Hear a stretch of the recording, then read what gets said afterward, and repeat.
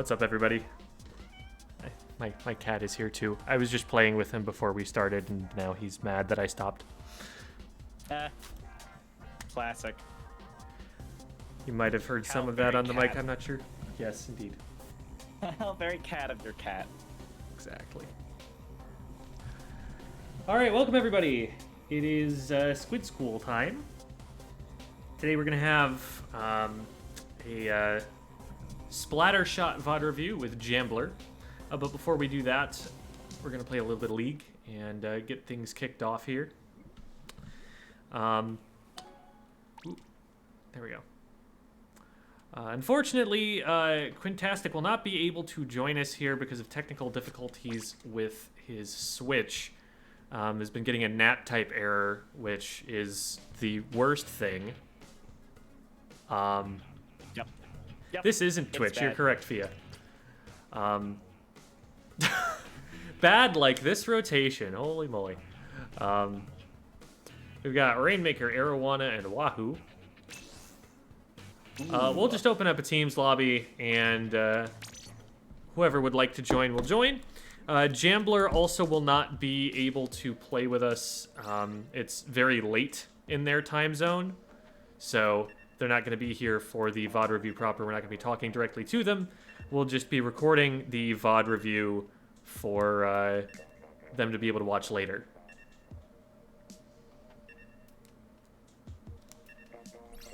Hog epic. So hello to everybody. Hello to Jamie, to Devi, to Bab, to Estonia Nordic Smidge, to Call Me Cool, to Fia again. I think I already said hi. To Haku, to Snug Pig. Welcome everybody. And Heka, how many times have y'all played Arowana? Too many is the answer to that question. And hello Cactus, and hello Steven. Welcome everybody. Hey Devi, if you joined us right now, you could probably actually play backline. What a concept.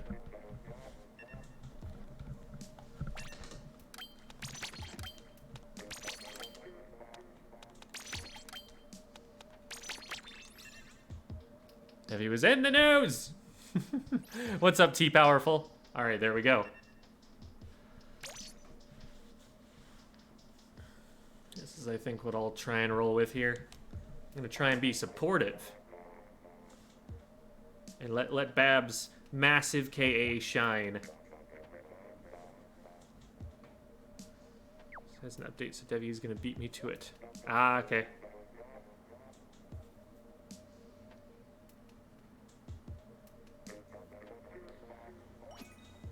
Your massive KA. Your tremendous contribution. Alright. Let's be honest about what's about to happen here. Oh yeah, Double Zap is great. I like it. Hello. Hi. Hi, Debbie. Hey. And anybody who would like is welcome to join in the, or anyone who is, you know, in the game that we're playing. So Bab, Jamie, if you wanted to hop into the Bravous voice chat, now is the time before we find opponents. There's Jamie. Hello. Hi, Jamie. Hi, Jameer. Hi, Dolby. First time tuning in. Looking forward to this Zap 85. Welcome, Pumpkin Jams. Good to have you. So we have Jambler, Jameer, Jam, Pumpkin Jams. So by jam, we're talking about me, right? Yes. How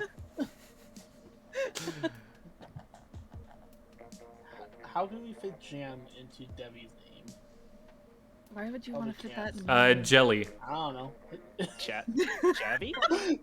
Jelly? Jelly? Jelly. We're trying way too hard to make this work. Baited with squid beats in the thumbnail. Yes, that is the best rhythm game. Yes, that is the rhythm game that we play. Yeah, grits teeth. I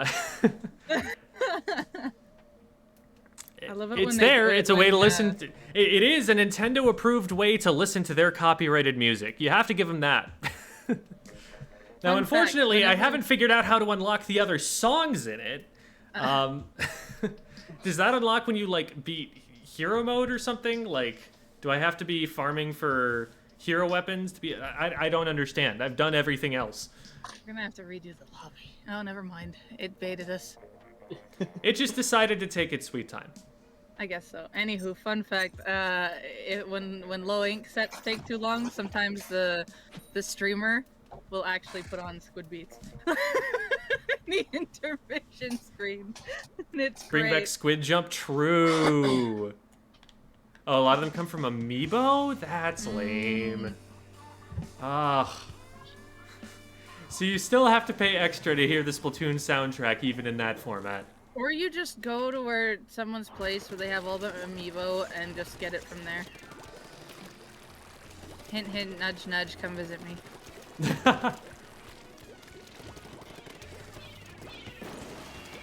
Well, we will be visiting you for LTC at the very least. Yeah, but I 3 on won't be left. taking all of the amiibos to the land. Missing all 3 on Why left. not? Here's armor. Let's do things maybe? Question mark? Trying. Yeah, nice. Bubble. Things done. 2 down. 1 in their court. Weak. On me. Very weak. Oh my god, how did I not get him? Big rip. Oh, the splatling! Come back and help Rainmaker? I am just gonna... Okay, yeah. I can't jump into that. Okay, There's one maybe I here. can jump into that. Ah! Okay, On the Rainmaker. I am correct. I can't jump into that. It was close, but I couldn't No, get it was the not shot. close. Oh, okay. Never mind. Oh, you mean you getting the pick? Yeah, maybe. Yeah. But me getting there safely Behind. in time? No, that was not gonna happen. Woo! Okay, 2 in mid. Blob cannot hit me. The Halfway to splatling armor. is not allowed to hit me. Ooh. Armor out. My chicken! For the chicken lord! Good block. Oh wait, I thought I had the Rainmaker. Forward, my brethren. Oh, from behind, from behind, from behind. Nice. Just the junior behind. It's just Jamie. Okay. So we If I probably could can't get win that splashed pop. down in time. Ignore that booyah, but you can booyah back if you want. Whenever Done. I squeeze the controller, I booyah, because that's what I have it mapped to. Can you get out of that? Ha! I have- Got him off the I bubble. have splashdown if we get close to the barrier, but it looks like they're on it. Flanking. Got one. Blob should get me, but I didn't. got the blob. Someone else grab green? I have it. Okay. They're around the corner. Pre-firing. I'm Guns down. blazing. Yeah, there are 3 in front of it. We gotta take a slow push here. What do you mean? Oh no. Oh, shoot. So there are 3 in front of it. We should take a slow push.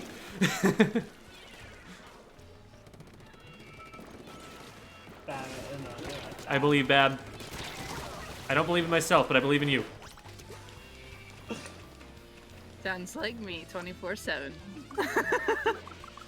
In that situation, this is not a self-confidence thing. Why did I do this? Why did I do this? Ow. Ah, darn, we're I 2 down. cannot answer that question. I can. I thought I could get to the image in time, but I couldn't. Alright, bubbler. Oh no. I'm just picking the worst jumps right now. Woo! Hi. Oh, you jerk. Okay, 2v3. Alright, bad. Good stalling, good stalling. They're gonna booyah. You got me. Missing all I 3. threw a chicken at it.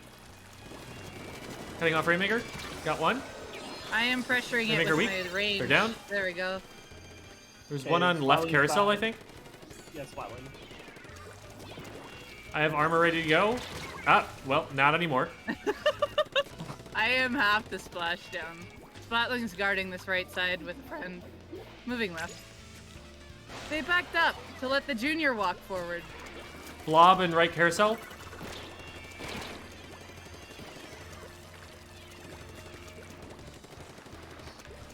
I'm painting up.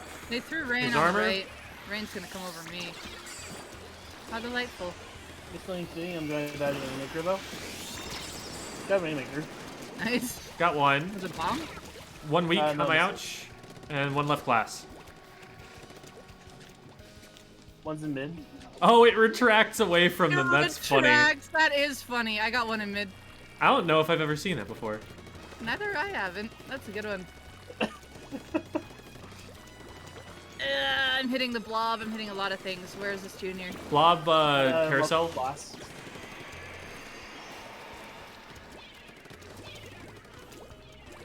I'm gonna push underneath it. Oh, hi, blob. Got one. I'm down. Heavy going left glass. Oh, God. Go away. One pushing right and one pushing left. Careful, you guys are split. I am just backing up because this blob's got priority. All right, 15 seconds. Just stay back. Throw bombs. 8 feet. Or just, you know. Rainmaker down. Yeah. There you go. Thank you, Bob. Wow. I'm down to blob. It's okay. They Nice. aren't going to get it in time. All right.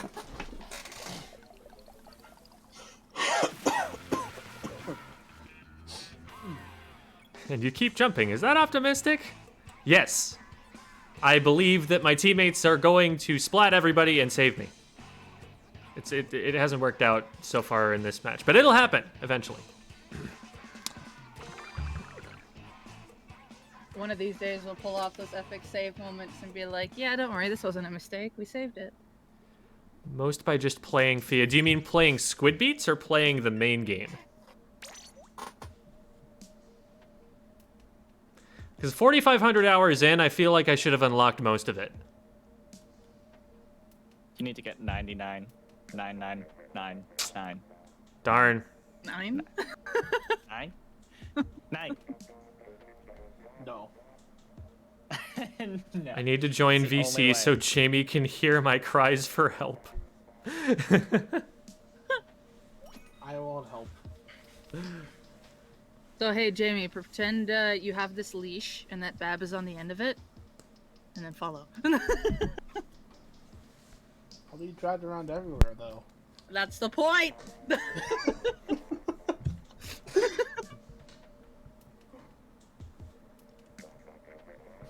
Oh, hang on. Gem with the pom-pom shirt. Let's go. Big pom-poms for that one.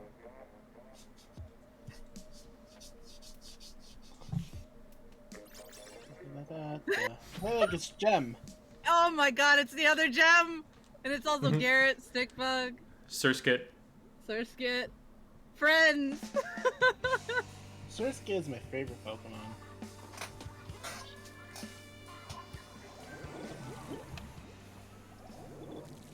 Yeah. Oh boy. This is an extremely aggressive comp. And it's going to be. They're gonna get popped. They have Dapples I- and a Sploosh. I thought I had mines for a second. Okay, well, I'm just refilling. One right these carousel. This one's me. things. Oh, in left carousel. On me, on right. Got him. Run. Brush on me, got him. Pushing Rainmaker. Running. Oh, Nice. they got me.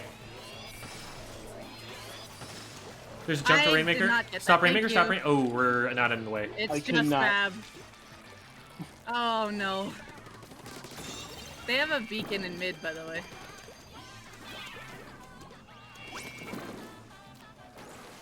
Brush on top right. Probably someone sharking court. Yeah, well, left side of court. Coming steps, coming steps, coming steps. Yeah, we're here. Don't In worry. the corner, in the corner. Watch out for the carbon.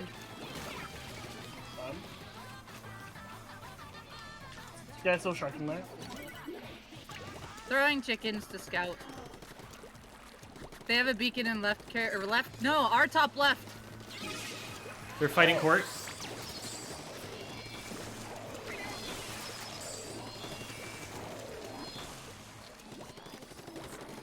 One on our We steps. need to get the, we need to Dapples. get the beacons out. I'm gonna die. Carbon got me.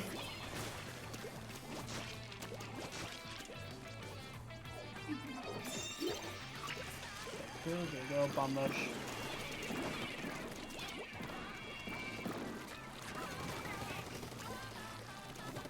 They're going to the rail. They're putting a beacon on our rail. Just move that out of there. Yeah. Oh boy. I'm getting the beacon. Yeah. Well, one of them. Someone get the beacon on our right with a bomb if you can. But we Going might for not be it. able to- Right around this corner! Got one! Below me! Yeah, focus players and Rainmaker first, and then beacons. We need to clear them out before we can get those safely. Yeah. Okay, I'm just gonna chill here. There's a brush just, you know, here. Jump in around the corner. There's Got him. three coming in behind There's you, a Daddy. brush behind me, I know. Okay, beacons are in mid. One on me, one on me. I'm down. They picked up, they picked up. I got One going to two of Rainmaker, them. one Rainmaker. I am right here. Nice. Don't worry. Left carousel was carbon. Okay, I'll get the beacon. There's two beacons here. Yep, there's the carbon. They got me. Got one. Carbon in mid. Two in There mid, you two go. mid. Carbon, one other. Bloosh. Here's armor. I feel like we're Is gonna there someone get behind flanked. us? They're left carousel. Yeah, There's a beacon there. It's probably the Dapples. Brush. Oh, I got the hammer. I splashed down just in case. What's happening? I got hit by somebody else from underneath. Carbon, left, Ugh. or right glass, underneath. Carbon Oh, in court. hello. Nice. There's a sploosh Debbie's right furthest here. forward. Debbie's furthest forward. Sorry, I was fighting Hello. someone. Oh yeah, that was more to Debbie than anyone else. I know, but they had to, where I was, they had Brush to dodge flanking roll in right. for something to get me. Oh boy. That's a lot. They got it on the way up. I missed time to splash down. Ah, didn't know that someone was on court. Yeah, as soon as one pushes up, there's like two others hiding in the ink. Mm-hmm. That's what this comp is. Let's bomb rush. Watch the steps too, probably. Brush our steps. Brush is weak. Goal is brush. There you go. Dead. I'm gonna use this to clear. Dapples also steps. Rainmaker weak. I cannot get him. I do. There you go. Sploosh on me. I'm down. Two on me. Sploosh going for shield. Jamie, They're in behind us. front, They're behind watch us. They're behind us. Yeah, Yeah, we know. I went too close. In steps. still on our steps.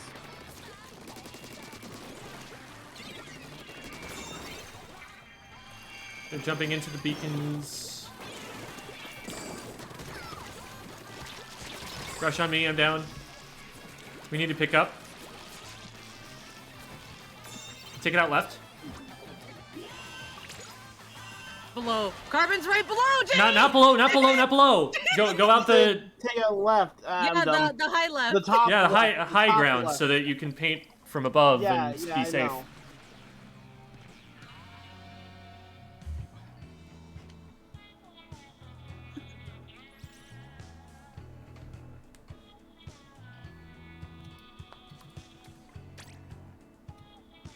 Yeah, that's how those kinds of comps always go. We slay more, but they still have more pressure. Mhm. Just keep jumping into the beacons.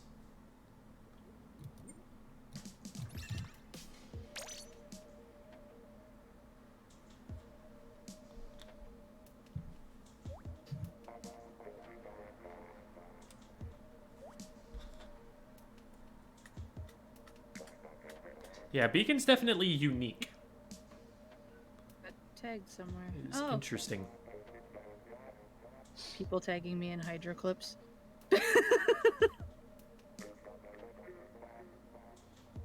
Aw, people are saying nice things in the chat. Thank you for saying nice things, chat. You're better than most chats. This chat's very wholesome.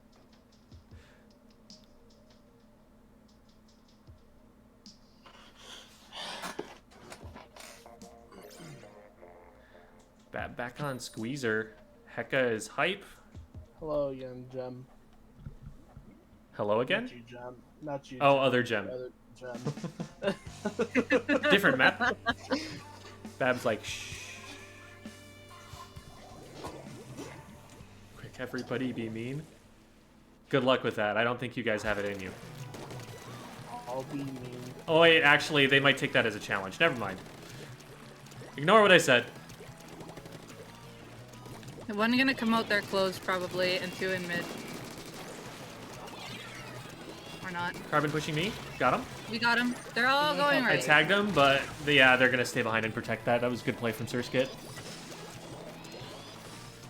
They've got a beacon enclosed. They're just gonna set up there and make a slow push from there. Don't feed into it. They dropped. They dropped. There we go. Got him. I'm still mid. Got him. Gonna make it down. That's 3 down. Okay, let's clear everything out. They've got beacons. They're right here. Got him. Okay. One enclosed. Traded. Still jumping to their beacon. There's one more enclosed. Come to mid. There's a beacon. Oh, never mind. They're right here. Hi. Behind me. Just taking it forward as far as I can. Carbon fish tank. In Carbon the fish tank. corner. Got him. I'm still alive somehow. Dapple's weak. Ah. Oh, there we go. Did the Dapples fall? Oh, they're on the back wall. That's genius. Got him. Oh, there's a bomb. Well, I got it back to mid. There's a beacon on the other Hammer. side of the ramp, so they're Hammer just Carbon. Hammer weak. Got him. Here's armor. Yep. There's That's one 2 in our down. alley. I'm picking up. They're closed. Watch our close. They jumped me. Still one left sneaky. They're on the back wall. Behind Jamie. Nice. Got him.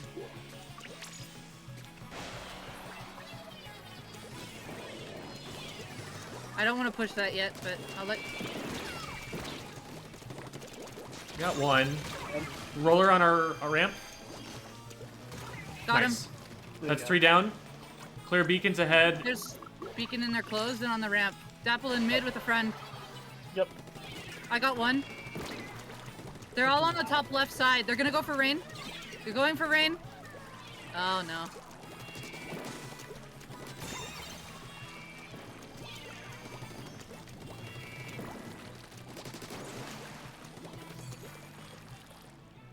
Oh, there's one behind, isn't there? No, that's There's you. one enclosed. No, they are up here. Got one. This Closed isn't is good. still carbon. I'm Oh. dead.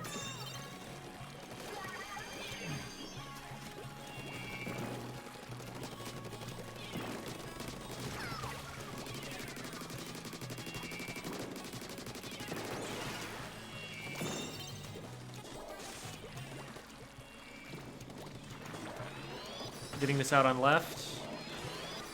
You got 2 of us with you. Oh, this is Remaker free.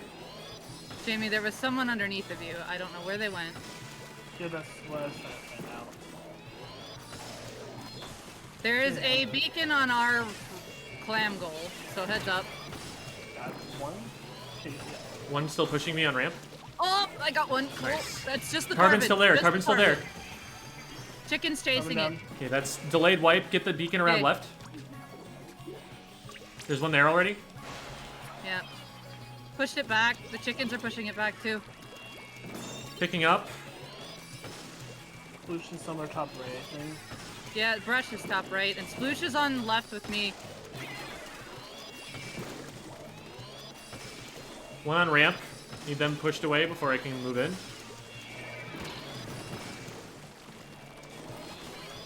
I hit somebody. Still one on me. Carbon. Oh no. They're in sneaky. They're on the wall. Nice. Got him. There's still one on the top left here. Push I got down. one. Hammer, watch out!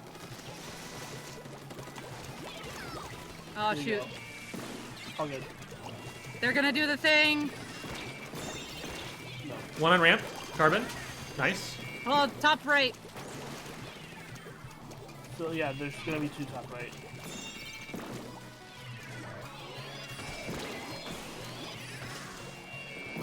I'm down to bombs.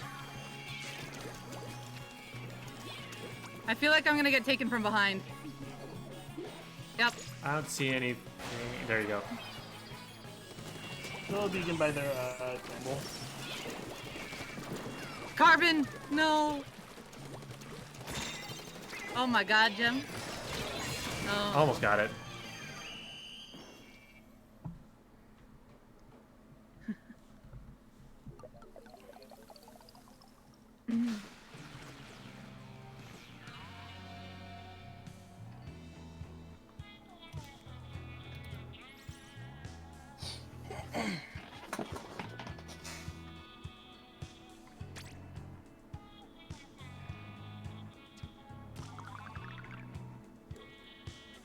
Alrighty. What is that? Was that like our third or fourth? That's our third. We'll find out. Okay, it was 3. Yeah, that we played 2 matches against Skid's team. I don't remember the first match, if I'm being completely honest.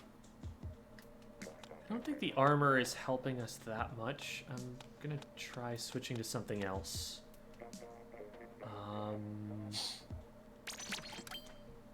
I'll do this.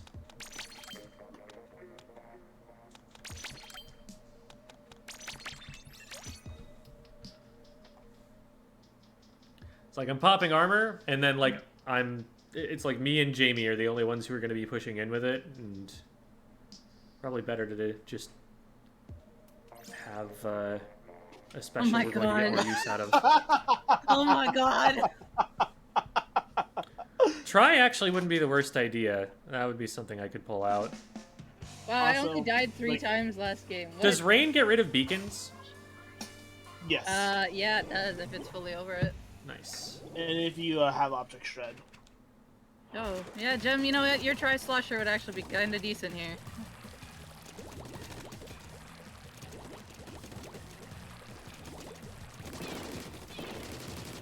They should get popped, so back up if it starts getting bad.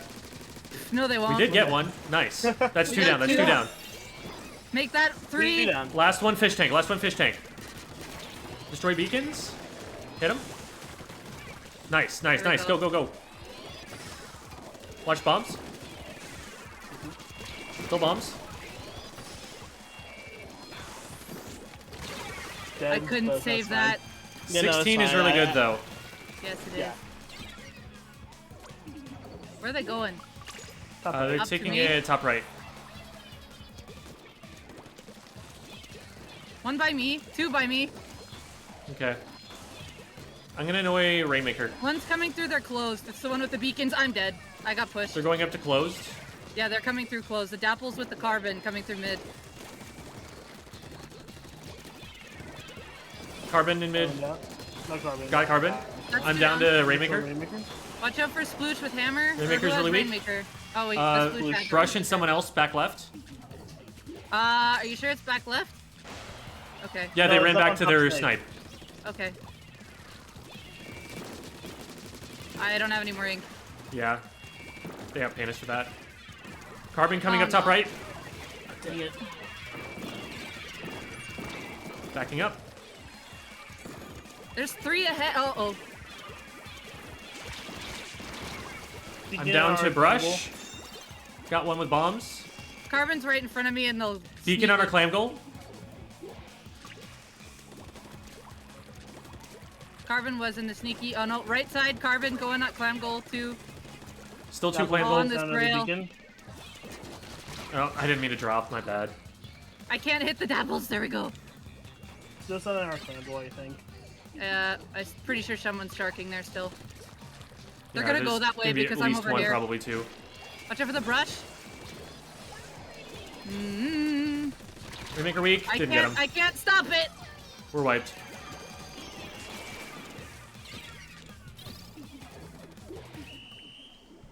Dang.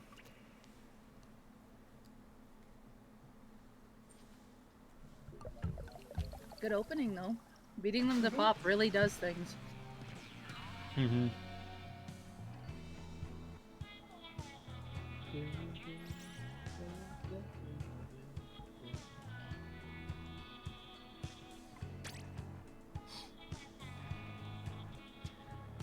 Yeah, we just keep playing the same team over and over again. Scrim? Mm-hmm. Bad with the opening quad. Kinda pog champ. Part of me wants to play Dynamo against that team, but part of me doesn't. Call Me Cool was like, the stream delay made Bab's message show up 5 seconds before the other team dunked. Oh, Why, hello there, RDB. How's it going? RDB, another mid-level competitive squid friend. Played for Stargaze. I don't know if you still play for Stargaze. I don't know if that's... This platoon teams come and go rather quickly. But Stargaze has been around for a while. Most of them. Playing Tetris, Pog. Enigma might apparently start back up when Splatoon 3 starts up again. I'm sure a comes lot out. will. I will not be surprised of how many FA posts there are going to be when 3 comes out. It's going to be swamped. Do you think Swampy will come back? I have no idea. I didn't even know Swampy fully stopped. You I don't said know. swamped, and so we immediately all thought swampy. I was Swampy. I haven't heard much from Swampy, like in It's terms of been surprise and stuff. That word has been used so often at work lately that it's just kind of drilled into my brain at this point whenever things are like overloaded. We've got Tetris propaganda.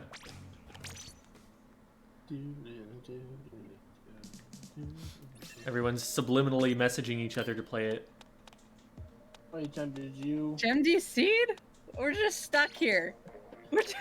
Oh. I thought it was like everyone got kicked out or something. No, No. I'm stuck here. I'm still here too. Game, please give us the Man, this is disconnection so thing. relaxing. There you go. Wait, yours gave the thing? Yeah. Oh, Hold on, Debbie. Give it a second. any day now. Come on, game. Let's go netcode.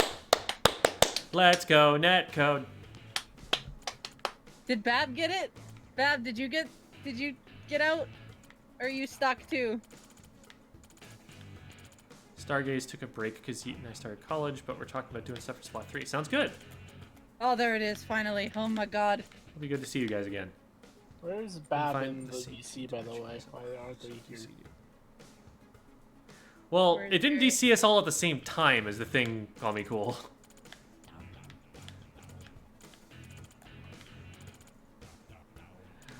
Are we all out now? Yes. you Okay. can remake. Remaking. I mean, I wouldn't blame anyone for not playing this rotation. Clear. I would. How could you? This and I just run this. No, I run this. That's what I do with this. Is that right? That's right.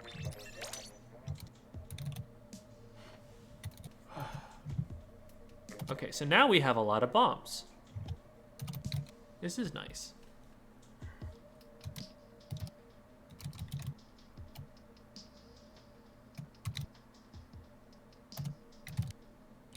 Would accidentally say profanities in VC. You're welcome to just be in here on mute, Bab. At least then you'll hear call-outs.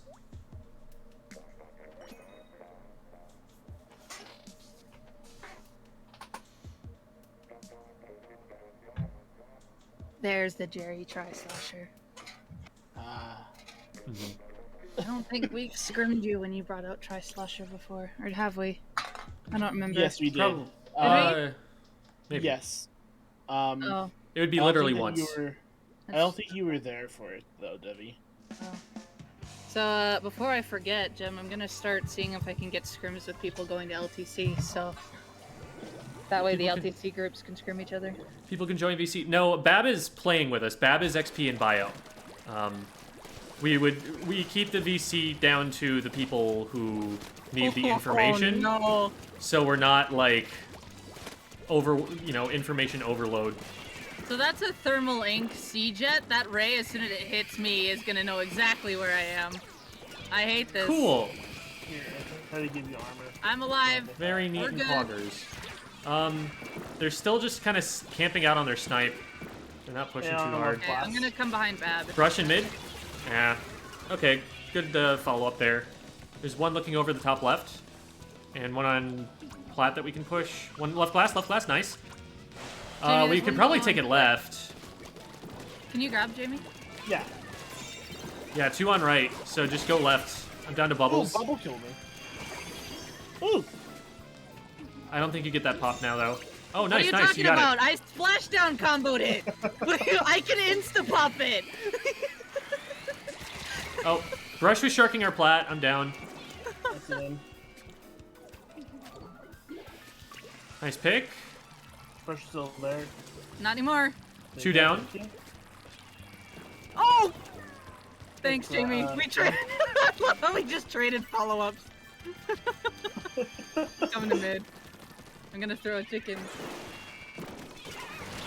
Well, help me out. Oh, that's a bomb. Blink.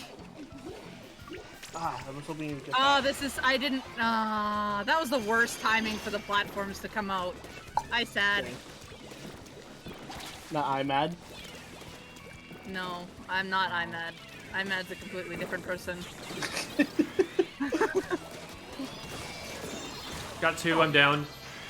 One in mid, ring. Oh, C-Jet, please, no. I'm nowhere near the There we armor, go. baby. It's okay, I'm fine. I can dodge this one. They actually stopped partway through it. Leave. Push the no. C-Jet backside of mid. Oh, two on the right side glass. Raining left. Someone's by you, Jamie. Yeah, there's two there. Traded with one. Still one there though, Squeezer. I don't think they Okay, they got pop again. They're gonna take it right though. Yep. One on the bridge right. Careful, I Bob. think I can hit the Rainmaker. Oh. Got Rainmaker. I did tap it twice. Okay, Brush is gonna be behind us. Yeah, Brush is in our base. Well, I'm dead. I died to bomb and shot. Blaster's watching for Plat. Don't pick up yet. Ow. I got shot from left. Not gonna lie, I don't know how I'm supposed to push into mid. Off angles. You don't push mid. You push the carousels. You can try flank. Alright, I'll give that a try. Like, yeah. Got the squeezer. The two on the left. In carousel. I'm dropping in behind Rainmaker on right. Or on left. Got Rainmaker. Brush, right glass. Oh boy, I don't have any ink gem. I hit him once. Careful. And I'm down. There's a jump to the right. Two on this.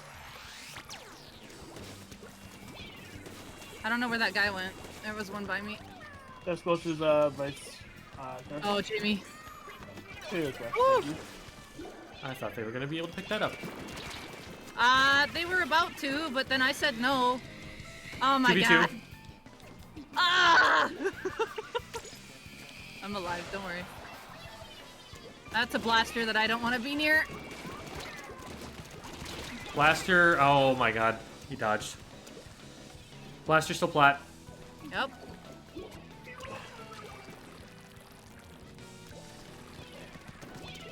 Hey, Jet. Oh no, I don't want this blaster!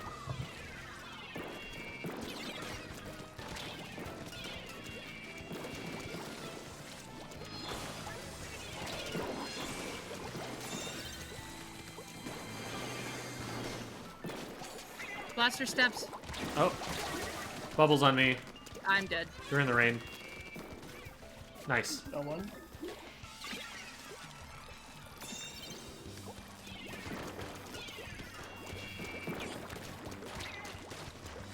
Blaster back to the court. Nice. One behind me. Brush. Brush They went to is right on, plat, up. or left plat. They're back in mid. Oh, there's a bomb. I'm down. Yeah, I was Just you two, back up. I can't. Don't be near that. I don't know what's happening.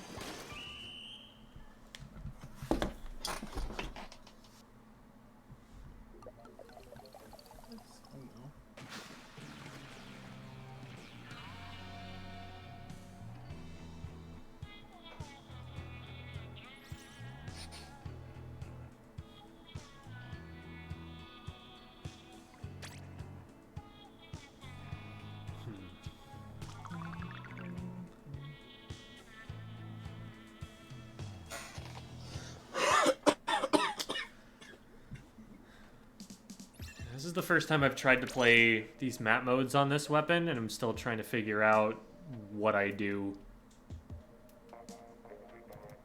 I'm feeling like I'm just running into a wall of paint, and like I'm either forcing something that I can't get myself out of, or I'm not doing enough. The way I'll try to err on the side of just positioning safely and throwing bombs, and then go for something when I can see it. The way these weapons play these maps is that they don't take the flat out in the opening. they're always on one of the two sides on the wings. Like they're taking every wall. They're always down in carousel, being where it's hard to hit. And it's like, you know they're there, but you can't hit them because they have so much cover.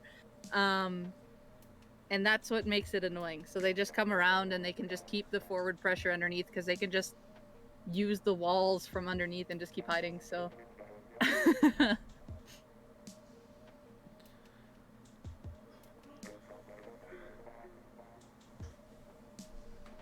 So yeah, instead of trying to do like mid-fights on either of these maps, try to take either carousel or the sneaky ways. Because a lot of tries do that all the time. Why not the burst bomb armor try was a question in chat. A couple reasons. One, we don't have a very aggressive comp at all, and armor favors an aggressive comp, so like a comp that can hold forward at you and like make fights happen. We have a Hydra and a Squeezer. We're just gonna want to like stand back and punish them for pushing in with those weapons. So there's not a lot of people that are actually going to be using the armor. Secondly, in Rainmaker, armor is a little bit nerfed because the Rainmaker carrier cannot get the armor. So it's probably its weakest mode. And thirdly, like Bab is talking about, bomb pressure is really important. It's the most useful tool on defense. I've said it before and I'll say it again. A splat bomb user can 1v4 defend the Rainmaker, which is insane. And also, it's really important for getting pop. If you have lethal bombs, it does more damage to the shield, and it's just a really fast, efficient way to get the pop. You'll usually see pop happen in under 2 seconds with a team that has a bunch of lethal bombs and is ready to go for it. So, I will remake room. So, Bab, I pick it up when I don't have special.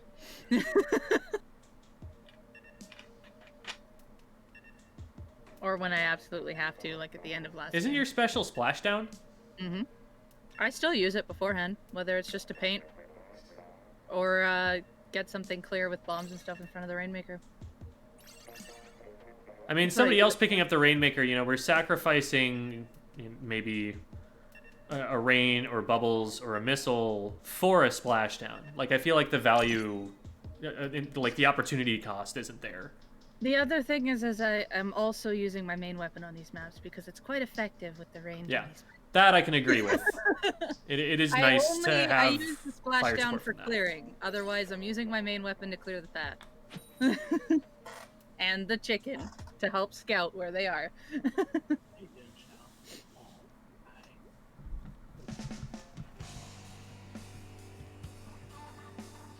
But I do prefer to keep the splashdown when I have it to help clear a path if there's something contesting the Rainmaker because I'm usually closest to it. Alright, that's a blob. Object shredder blob. This is a more passive comp. That is a respawn Punisher Hydra. Watch where its positions. Blob is top right, bombing it. Can I tell me on top left? The Hydra's by me. Blaster's watching top right, Hydra's Yep. top left. Hydra should go down here. Or not. Did I not have range? I thought I could hit that for sure. I got the Hydra. But We're 3 down. I died to everything else. Wait, I didn't get the Hydra? What'd I get? Oh, I got the Tri-Slasher. Okay, they're going top right. Careful, Jamie. The rain's coming in. I don't think you survive long if you stay there. But you would aim higher. Hydra's down. Tri's down. Blob on right, one in mid. Rain's forcing them back into mid, but they see me, so I can't just approach. Blob watching Blob's from right. close. They dropped the fish tank. They They fell into fish tank. They fell into fish tank.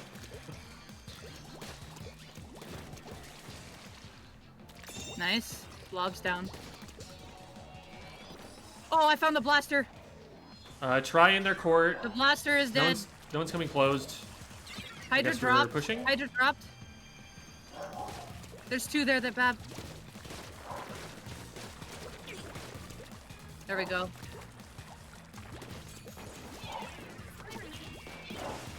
I've got their top right. Raining right at the now. blaster. Are you guys near? Oh god! 2 top right again. I missed the blaster. We're behind. Okay, we're wiped. It's alright. Oh, I got missile. That's a really early missile. It is a really early missile. Watch our close. Oh, Oh, yep, Hydras So are good. closed. I'm gonna flank it from mid if I can. I got Blob the might be Hydra. watching. I got the Hydra, I beat it. One top Okay, left, two top Blob lower. got me in mid, so Stab, I'm right here. still 2 mid. Maybe one Yeah, sneaky. Slosh. One, they're sneaky, yeah, Slosh. Okay, they came up. Nice, that's one. There you go. Just Hydra and Blob.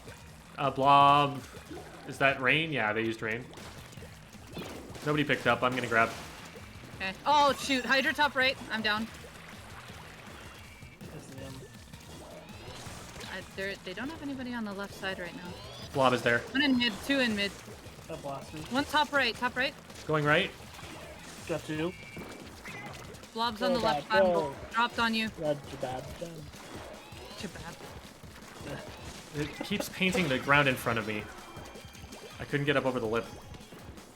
There's a blaster and a Hydra watching that. I need bombs over it. Now there's a blob up here. Oh, the bubbles, yes. Cramming it down the cram hole. There you go.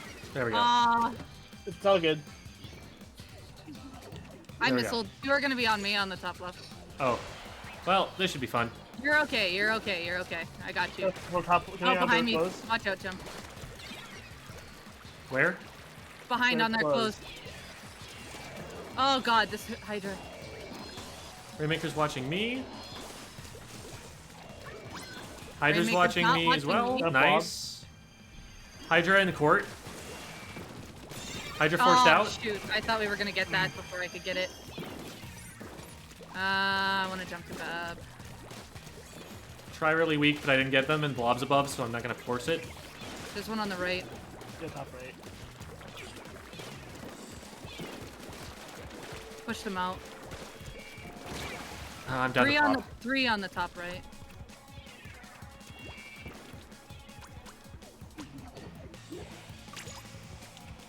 Oh my god, Jamie. I was gonna say. Oh shoot! Again, top right, 3. Jumping out. Bab is like right in behind them, and I don't think they know. But They know. They know. Oh, Yeah, they they're know, turning around. okay. There's one in there closed. Let's try. I'm gonna be Hydra's on the top right with armor. Just paint mid. Make sure they can't go forward. I'm throwing chickens at them. Oh, I have missiles. There's Missiling 2 all below 4. that wall. That's Slosh. Nice. They're on their ramp stuck. I'm gonna get Rain out. I got the Rainmaker. Hydra. Traded. Just There you Blob, go. just Blob. Nice. There you go. Cool. I'll take that last Hydra trade. That was a funny. I wall cheese. I had one of those. I had one of Blob. those standoffs with the Hydra and our closed. They were literally right in front of me while I was on Sponge, and I'm like, I have to start firing before the peak. Thanks for the And- carry, guys. What do you mean? There's just some zeros hidden. After a point.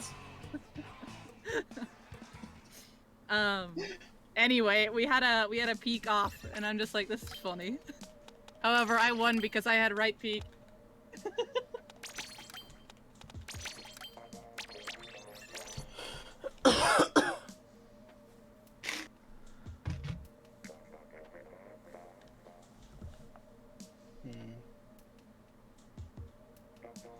If you're gonna switch, Jamie, I'll go K-Shot instead. Yeah, I can switch. And What are you Debbie switching has- to? Just because I feel like I need to work on the aim stuff still. Okey-dokey. Because my aim has been feeling, not gonna lie, my aim has been feeling really off these past couple of games. Partly just because I haven't played today. But I haven't Huh? either. I know. I know. But it's all good.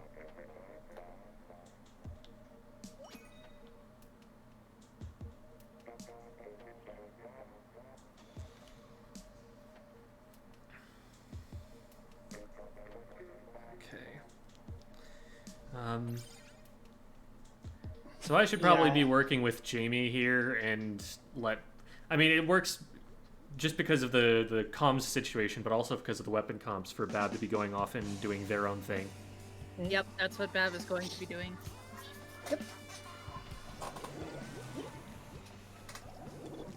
Oh, Oh, of course! this is really funny. This is the very first team we played, by the way. We played them a couple times, yeah. Oh, I didn't know if we played them more than once or not. No!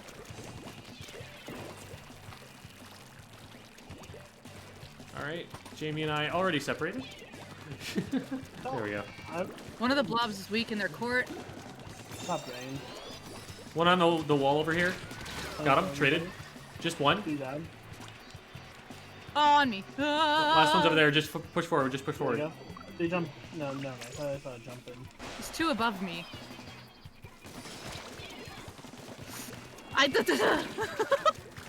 Perfect. There it is. This is a perfect game for aim stuff, you know?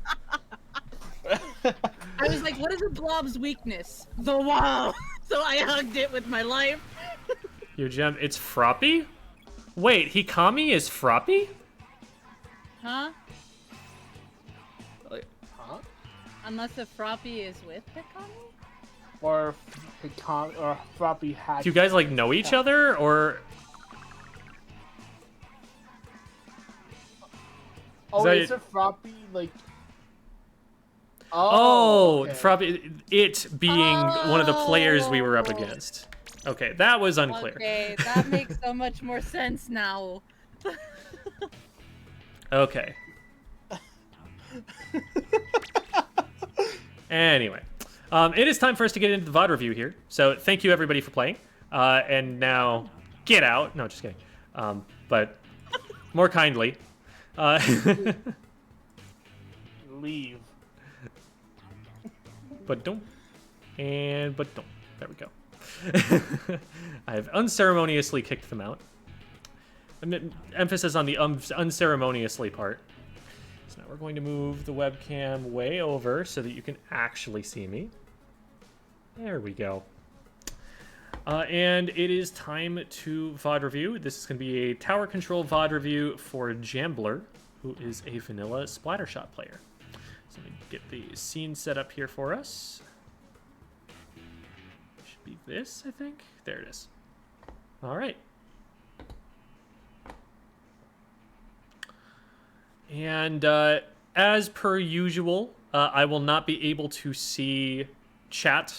I'd need to invest in a 2-monitor setup for that, and I'm back in the dark ages. So for the time being, I will not be able to see you guys, but hope you guys can enjoy this and learn something from it. So Jambler, like I've mentioned earlier, will not be with us because Jambler is in a time zone that it's really late for them right now. So they're just going to be seeing the recording here, but I'll still be using, second-person pronouns referring to them when I say you, so that, when they do see it, it's kind of coaching specifically for them. So let's get started here. It's tower control on Schellendorf. That is loud. I'm probably just going to turn that all the way off. Well, no, not quite all the way off. Maybe a little bit quieter. There. That's pretty good. And I'm going to also do this so that that's not playing through my mic. Okay. Jambler on the vanilla Splattershot. A little bit about the weapon first of all. I play Splattershots. That is my main weapon. Both T-Tech and K-Shot are my most played. Now, you'll notice I didn't say vanilla Splattershot. I personally think that the vanilla Splattershot is outclassed in the current meta. It has a great main weapon. I love the main weapon. And burst bombs are phenomenal for it. The reason you play that weapon is because you want to play burst bomb. Because splashdown is definitely the weak point of it. Splashdown is a special which sometimes works. It will occasionally get you some space, maybe even splat someone. That is about the most you can say for it, because the higher level you get, the more likely you are to just get shot out of the sky. It's also, even if Splashdown were completely invincible all the way up and all the way down, it would still be pretty avoidable. It's very telegraphed. A lot of weapons have the mobility to just get out of the radius that would splat you. Very few situations where someone's going to be mispositioning so hard that it's unavoidable. So lots of different reasons why it's not great. It is best used after super jumps because it is not punishable. You can't shoot it out of the sky while it's coming down from a super jump. So that's one advantage of it. It's also pretty nice from very high up. So you see a lot of splashdown usage on specifically Piranha Pit because you can hop off the conveyors, which you can get up to pretty quickly, and splash down from way higher up, and it takes a much longer range weapon to be able to shoot those down. So sometimes you can get them off for free. That way, it has situational use in Piranha Pit zones. But for the most part, that special is just relatively weak, and that's the reason that you won't see this very often. Another reason you won't see this very often, I did say it was outclassed. That means that there are other weapons that you would choose over it for the niche that it plays. Neo Splash is a weapon. Neo Splash also has Burst Bomb, is also about the same range. The one advantage that the Splattershot has here is that it's longer range, but in its favor, the Neo Splash has a special that works, has Burst Bombs as well, so same kind of niche there. And on top of that, so the fact that it has a Bomb Rush plus a Burst Bomb means that it is a much better idea, in my opinion, to run Sub Power Up on it, and you get benefit both ways for that, so that's super nice. It helps the Burst Bomb, but it also helps the special. But going beyond that, it has an MPU build that makes it almost 3-shot, so you have an extra shot that you have to hit with the Neo Splash, but the fire rate is faster, it has the MPU, that evens it out quite a bit. It is also a lightweight weapon, which means it is faster to zip around, which is super duper nice. It paints a little bit better, and on top of all of that stuff, it also has perfect jump accuracy. When you're in the air with the Neo Splash, you just don't have any shots straying off to the side at all. You will always hit exactly what you're aiming at, which is insane. Very few weapons have anything like that. So Neo Splash has so many advantages that the vast majority of Slayer players are going to be playing that instead. That is all that I'm going to be saying about it from here on out. I'm just going to be giving advice based on the situations you end up in. This is a match which it's one of those matches that's a little frustrating because Jambler here will top frag and still lose. So we're going to be talking a little bit about one of the things is how they could be fragging even harder and carrying even harder than they already are. But another one is about the way that you play the objective in tower control. So we're going to be talking about both of those things. So on their team, they've got a couple of mid-range weapons, the Bamboo and the Range Blaster, and then they've got a Junior, which is super nice. So they have a bunch of paint to work with, especially since they've got a Range Blaster. They're going to need all of that extra paint to make sure that their blaster can move around. So that's a pretty well-balanced team comp for solo queue. And the other team has a pretty well-balanced comp as well. It's a little bit low on paint on the other team. The only really good painting weapon they have is the Neo Splash. Remix can paint a bit, but the K-Pro is definitely lacking, and the Roller really relies on other people to paint for it. So one thing that's going to be super helpful is to keep the map painted so that the Roller can't get free reign and move wherever it wants to. That's always something that I'm paying attention to. And it's nice that we are checking map right here. We've got, interesting, an ability doubler build for the MPU, I would assume. That I never saw that before, but that's interesting. Couple of drop rollers, and we will see that Jambler is in fact running drop roller as well.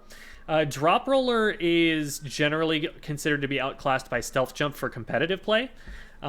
It definitely, can save your life, and it can be nice coming out of a special like Splashdown or like Inkjet for being able to move yourself. There are definitely cases for it to be used with specific specials like that. But for the most part, you're going to get more value, especially against players who can aim well or are good at timing bombs with Stealth Jump, because Drop Roller doesn't save you from a well-timed bomb, and Stealth Jump can save you from that in that the opponent just doesn't see that you're landing in the first place. So that's generally a reason you would use stealth jump over drop roller. Drop roller can let you take some more aggressive starting points for your specials. So if you're trying to use inkjets right up in their faces, right up in their base, that can be something that might get you out of a bad situation if your team is ready to follow up with you and they're not double teaming you while you land. Like, there's a lot of ifs there, but in a coordinated environment, I feel like there is a case for it in some situations. Most of the time, you don't see it. All right. Hey, Jim. Mm-hmm. Got a question from the chat. They're wondering, what is the rank for this match for Jambler playing in? I actually don't remember checking. Let Ooh. me see. There it is. S+2 is what we're looking at. Ah. I knew the 1770 number. There's your Glico power for for those who watched the video on the Splatoon ranking system. That's the average of all 8 players. Their Glico ratings is 1770. Which puts them well outside of X rank range for the time being. Sometimes you will see S+ lobbies up in the 1900s or even 2K range where you can actually find X rank level players. But this is probably not going to have any X rank level players based on the average we saw. Royal Fish won the bet for everyone in chat. I mean, it was on screen before, the 1770s, so that should give you at least a little information. Anyway, one thing that I want to point out that I really like that they do here is when they check map, you can see that there is this long trail heading towards the right, and they paint the wall, but then they immediately go right. I'm assuming that what's happening here is they're seeing, okay, the majority of my opponents are coming out on the right-hand side, so I'm going to respond by going in this direction. Now, one of the things that we said in the title we're going to be talking about is taking fights. So what I mean by taking fights is your positioning and the way you line yourself up so that you can hit shots before your opponent does. And I want to talk about this particular engagement. I think this is a really good example of a number of different concepts, some of which we've talked about before, but I'll try to cover at least briefly for those who might be new. And because I saw, a number of people in chat have never been to one of these before. So I want to make sure that, when I'm using terminology, we all understand. So the first thing I want to talk about here is stealth. This player here is painting off in this direction, which shows that they're probably not aware that there might be a threat to them coming from mid. They could have seen this paint trail and immediately been nervous about it. I probably wouldn't have ever dropped down in this position, having seen the paint trail that you've left in mid. But since they're dropped down here, you can probably assume, especially since they're not trying to get fall-off shots over here, or they're not trying to paint defensively by aiming in your general direction, they don't know you're here. But they know you're here as soon as those... Oh, come on. There we go. The spacebar didn't do what I wanted it to do. They know you're here as soon as this shot gets fired in front of them. Or they should know. If they don't know, bad awareness. But this shot right here should alert them there is someone right here behind this. And in fact, they should know that it is either the Splattershot or the Junior. Probably the Splattershot given how far it went. So they have a lot of information on you because of that shot, and that's a shot you don't need to fire at all. The way that you probably want to take this fight is you paint up to about this line right here that I'm making with my mouse. You don't paint any further so that they don't see that there's any purple paint coming from around the corner. You stop, you stand up, and you right side peek around this ledge. When I say right side peek, again, for those who might not know, this game does have peek advantage, which means that the Inkling will hold the weapon to one side of their body. It's not dead even in the middle of them. They can actually look around a corner to the right and start shooting earlier than if they look around to the left. If they look around to the right, they're going to get around the wall faster and be able to hit shots while they're still partially behind cover. Whereas if they're peeking around to the left side, they're more exposed. If you right side peek from here, you still have the range to hit them from there.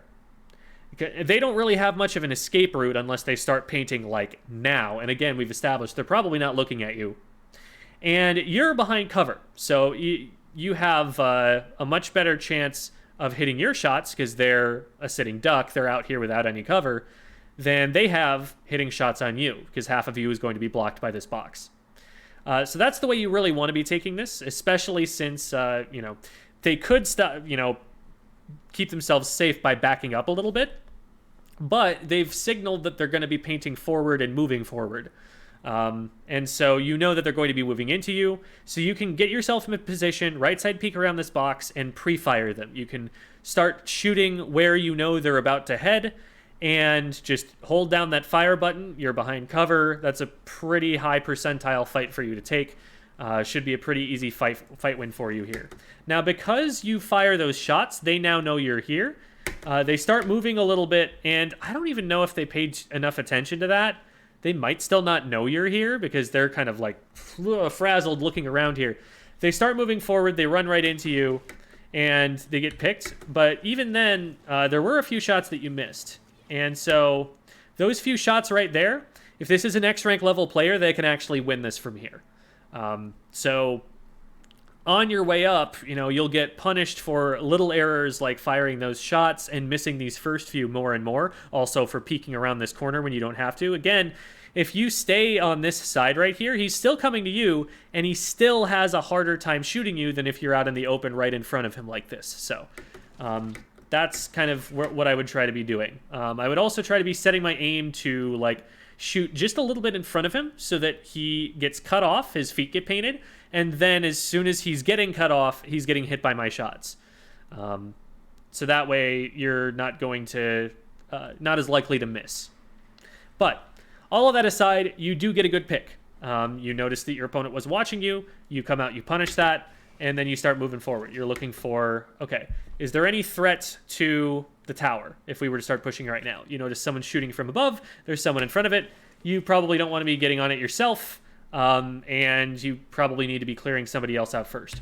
So you start moving over to the left-hand side, because that's where the tower has to push. You know that your team has advantage now. You have a 4v3 situation, so they're more likely to be able to push the tower, and you're going to try and increase that advantage, get some paint control in this area so that you can really get a solid push off. Right from here, this heavy really should see you, but they don't. They had line of sight on you. You were standing up and shooting shots. Really, it is on them to see you here, and they should really be, if they're going to drop, they should be getting charge and backing up in this direction so that when you push around the corner, they can get you. But they are distracted like nobody's business. They don't see you here, and so you're able to just easily shoot them from here. But these shots that you're missing here actually do give them enough time, potentially, to walk out of this situation and kite you. A lot of Splatlings run a lot of run speed, and this might be a situation where you miss enough shots that they can walk back fast enough if they react in time and actually have range on you. And in that situation, that you're outranged, you need to not be pushing into them. You need to just get back behind cover. Now, again, they don't react very quickly at all to any of this that's going on.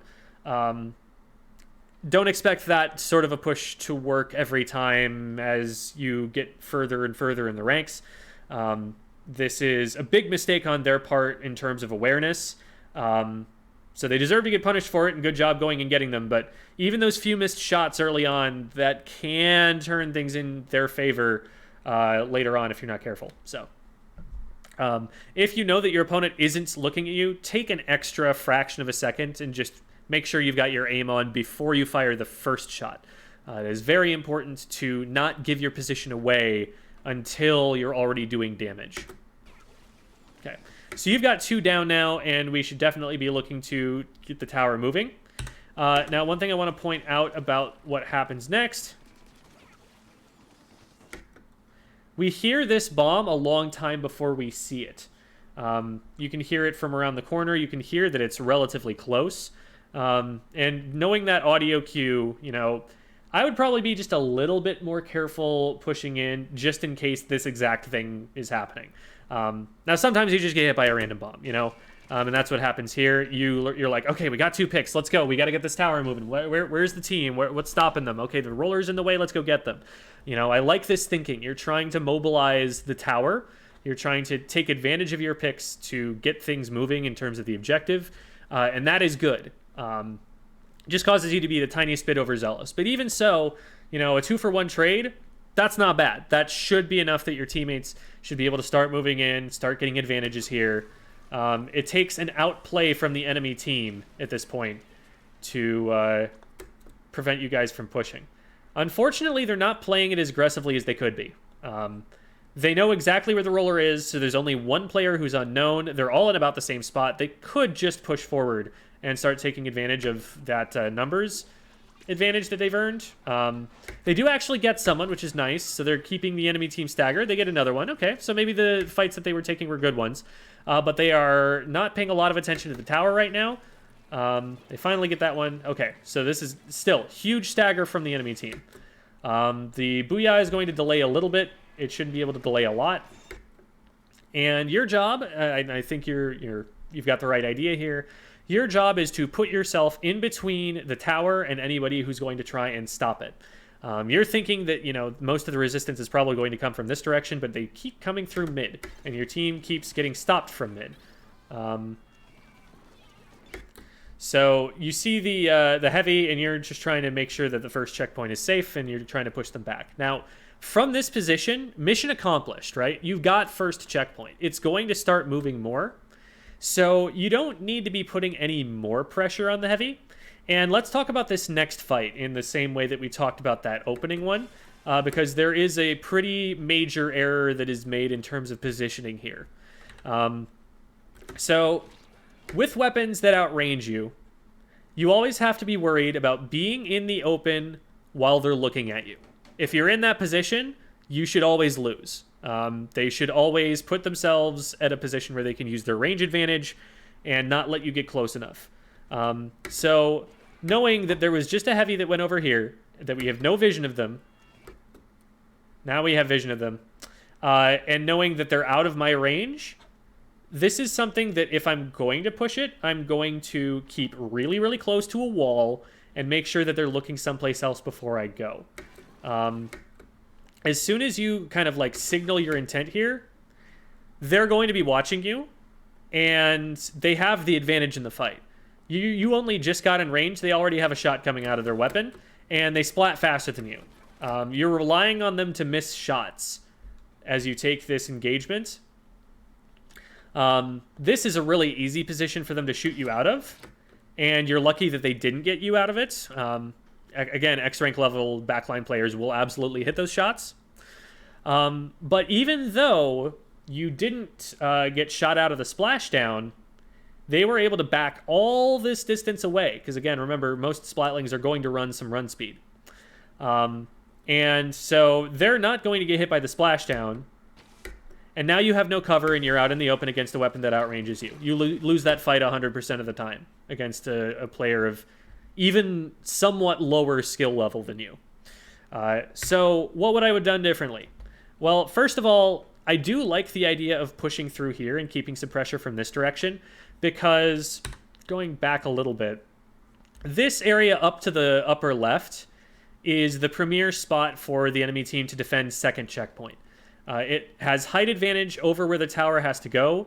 Players can even jump directly onto the tower at a certain point in that path, and they can see anywhere around this whole wall here and get shots on anybody from there. It's really, really difficult to defend when somebody's up here, or to push when somebody's up here defending it. So one of the ways that you can offset this is by flanking it from going through the middle. Because they've got pressure from in front, and they have to pay attention to pressure from behind, and that can kind of force them away and give the tower time to get through. So in principle, in a vacuum, I don't disagree with the idea to try and push from this direction. The problem is that you've got a backliner who has seen you. And so if you're going to make this push, it's going to have to be taking advantage of terrain somehow. The best way to do this is probably to go really, really close to this wall and hug it so that you have cover, and they can't really get a good angle until you get really, really close to them. And if you're really, really close to them, then you have taken away their range advantage from them, and now it's more of an even fight. I still don't like my odds if they have time to spin up, because they do have a faster time to splat if they get their shots on. But that gives you a much better opportunity than if you were to go in the open here. You should be dead before the splashdown goes out, probably. Like, I'm gonna slow this down, and let's look at how many shots they have to miss. Okay, so let's see here. So that's... They're shooting already, so that's 1, 2, 3, 4, 5, 6, 7, 8, 9, 10, 11, 12, 13, 14, 15, 16, 17, 18. They miss 18 shots before you even press splashdown. They had probably 6 or 7 more shots during the time that you were in the air, maybe more than that. And all of those shots miss, which is the only reason that you're able to get away with this splashdown in the first place. Now, once you use the splashdown, you need to recognize you have 0 advantages over this player. The most that you can do to even damage them from here is throw a burst bomb. And that's not a bad idea, because if they took any indirect damage from the splashdown, a direct might be enough to take them out. I don't see them getting painted enough to think that that might be the case from this. Yeah, I don't think they're super weak from that. So you probably need more. So from this position, you need to be getting behind cover. There is no way you win this fight. It's basically 100-0 if you decide to push it across open ground against a weapon that has charge now and has range on you. So you should instead be using this cover right here. This is the only thing that can save your life in this situation. Chuck a burst bomb at them, maybe chuck 2 at them. They only have point sensors, so they can't really hit you over the top of this unless they have crazy, insane fall off, and you're not going to see that at this elo, this glico, if you will. And you can still keep them busy and keep them from doing anything to the tower from that position, and still be putting on pressure with the burst bombs and maybe get a splat that way. But pushing in any further, you're just going to give yourself up. And now, on top of you being down, your teammate is down, and the heavy is going to be joining the fight. This is now a 4v2. You're going to lose this push for sure. All right. So teammate stays on and suicides for a few more points, gets down to 65. Not terrible, but, you know, in that situation, 65, that's probably not a winning push under any circumstances on this map. So the better call for them might have been to just jump back to spawn, try to regroup with the rest of the team, because now your team is staggered, and they're going to be able to push through to 65 relatively quickly. I don't think that's those extra 4 points are really doing anything for them. So, weird little thing here. First of all, I'm not sure that super jumping in when you're that close to spawn is even faster. I would have to time it out to figure out how fast you can get out, but you can probably get to this position faster if you just don't super jump. I'd have to test. Anyway, what I'm talking about here is this corner here. If you want to paint this corner, which I think is a very good idea, good place to hide in, and also gets you a little bit more special charge, you want to start from further back here and kind of sweep so that you cover all of it. You only start painting once you've got, like, only a third of it in front of you, so you don't get nearly as much paint that way. Just paint the whole thing. Just make sure, you know, you've got that corner to run back to if you want to. So your teammate goes down in front of you, and there's really not a lot you can do about that. They're kind of just wandering forward into enemy ink. So from here, the burst bomb that you throw, let's see if, so it looks like you're trying to aim it at that guy. And I think you actually do hit them. But then this guy shows up, so you change your angle to watch them. I think when you go in here, you should probably be... So you see that there's all this green on the bottom left. When they have a roller on their team, the roller could easily just be sharking like right behind this ledge and come out and get you. You're putting yourself out in the open instead of using cover against a weapon that might one-shot you. Now, you're lucky that the opponent was looking at your teammate over here, which is the wrong direction for them to be paying attention to. The teammate was dead anyway. But even then, they almost have time to, like, change their aim to swing that over towards you or your teammate. So, again, taking fights, you want to make sure that you have enough cover that if the fight goes badly, if you end up in a bad situation, you can back up, and you're not out in the open making yourself an easy target. All right, so from here, we've got one player on the tower and one player going this way. This player right here is out of play for the time being. They're going to be back in play in about 3 seconds when they're able to get back around, and maybe that's a threat to a backliner. But if you go after them, you're chasing after them. You're chasing behind them. It's going to take you a significant amount of time to get back there, and that's going to put you out of play. So while you go and get this pick, and you do get the pick, which is the best case scenario, I don't think this honestly should happen. I think the only reason you're able to get this is that they get caught on the corner here, and they don't actually get over the top. If they get over the top, then you're chasing them for even longer, and they have your teammates back before you ever catch up to them. So I think this is more a mistake on their part than it is a smart play on your part here. And the problem with this is that there's still someone on the tower, and you saw them, and they booyah'd over here. If they're out of play, just paint this path back here so that they can't come back and hit you in the back, and then turn your attention to the one player who's left on the tower. Yeah, they're booyahing, and that might waste a little bit of time for you, but you can fire into the booyah, you can be painting mid around them so you cut off their escape route, you can be stopping the tower push here instead of dealing with this guy, and they don't get through that checkpoint. So your priority is the checkpoint there, especially since in that situation they were so far past you that chasing them, they probably should have been able to get away from you and get something done before you ever caught up to them. And at that point, you might as well just focus ahead. So now you're in a position where you're in middle, most of your teammates are on the right-hand side, and the tower is pushing towards them. Your teammates are going to I always say pinch. They're going to form pincer movements, or they're going to pinch with you on the tower if you come in from mid. You push in on the left, they have to look behind the tower while your teammates are shooting them from in front. Or if they focus on in front, then you shoot them from behind. They really don't have any place to hide if you come in from this direction. This is a really powerful place for you to attack from. And instead, you throw one burst bomb at them and then run away. So not only are you putting yourself out of play a little bit in that they have a few seconds to be pushing the tower and they actually do get lead at this point, but also now that you're in this position, they can all look in one direction and see your whole team. It's just this guy and you, and they're at exactly the same angle. If they just sit behind the pillar here, they don't have to worry about any of you. You're lucky that this booyah doesn't kill you. It probably, if it was positioned just a little bit further forward, you would either get zoned off the tower or just splatted. So poor placement on their part, and you're able to get the pick and get off, but that is not a guaranteed play for sure.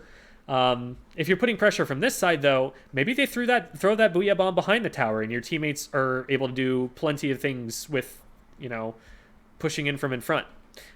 Maybe you're able to draw them out away from the tower so that your teammates have a 3v2 or something like that. That's definitely the better angle to take it from. In general, the rule that I'm acting on here is always take an angle that forces the opponent to look two different ways. Make them fight a two-front war. Make it so that their attention is distracted between your teammates and you when you take fights. That's not to say come in, from the complete opposite side of the map from your teammates, because that puts you out of play for too long. But in that situation, you went out of your way to come all the way back around and get closer to your teammates than, to get it on a worse angle than you were already at from your teammates.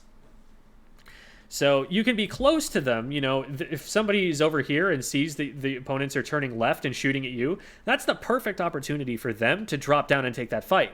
Because if this guy right here is directing his attention to the left, he's not shooting ahead of him, and this teammate can take that just fine. And as long as you survive long enough, that's a 2v1. That's an easy pick on this guy. Another thing to be thinking about is when you're throwing burst bombs, remember that those are giving you away, just like those first few shots that you fired in the very first engagement we talked about. Be very careful about throwing those out there willy-nilly. Unless you're planning on trying to get a double burst bomb direct on this guy, I would say this burst bomb is actually doing more harm than good because it's giving away your position without having any threat of this guy getting splatted. The absolute best that happens here is the ranged blaster hits an indirect on this guy and is able to capitalize on the extra damage that you've done to them. And they're not in position to do that because there's a whole ton of green ink behind you here. There's no way that they can swim up and hit that in time. So that burst bomb, you can see the Splatling actually looks up and now is like, okay, making a mental note, there's somebody up here now. So now you're in an even worse position than you were if you had just kind of sat here for a second. Another thing that you want to be careful about in this position is that you don't have any paint at your feet.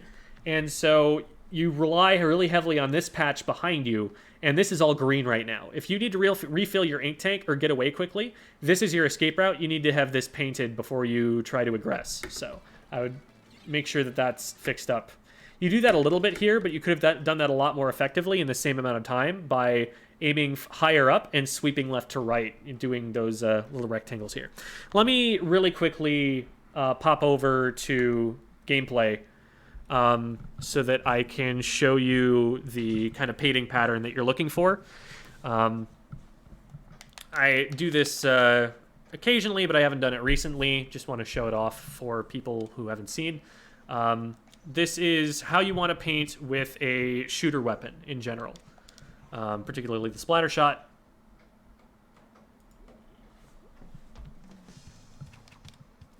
Okay, so let's say you have a rectangle that goes from this line over to the wall and this line over to the wall. So what you do is basically you put one patch there and then you turn and start looking for the fight. And what you could have done in about the same amount of time is that, and then turn and take in the fight.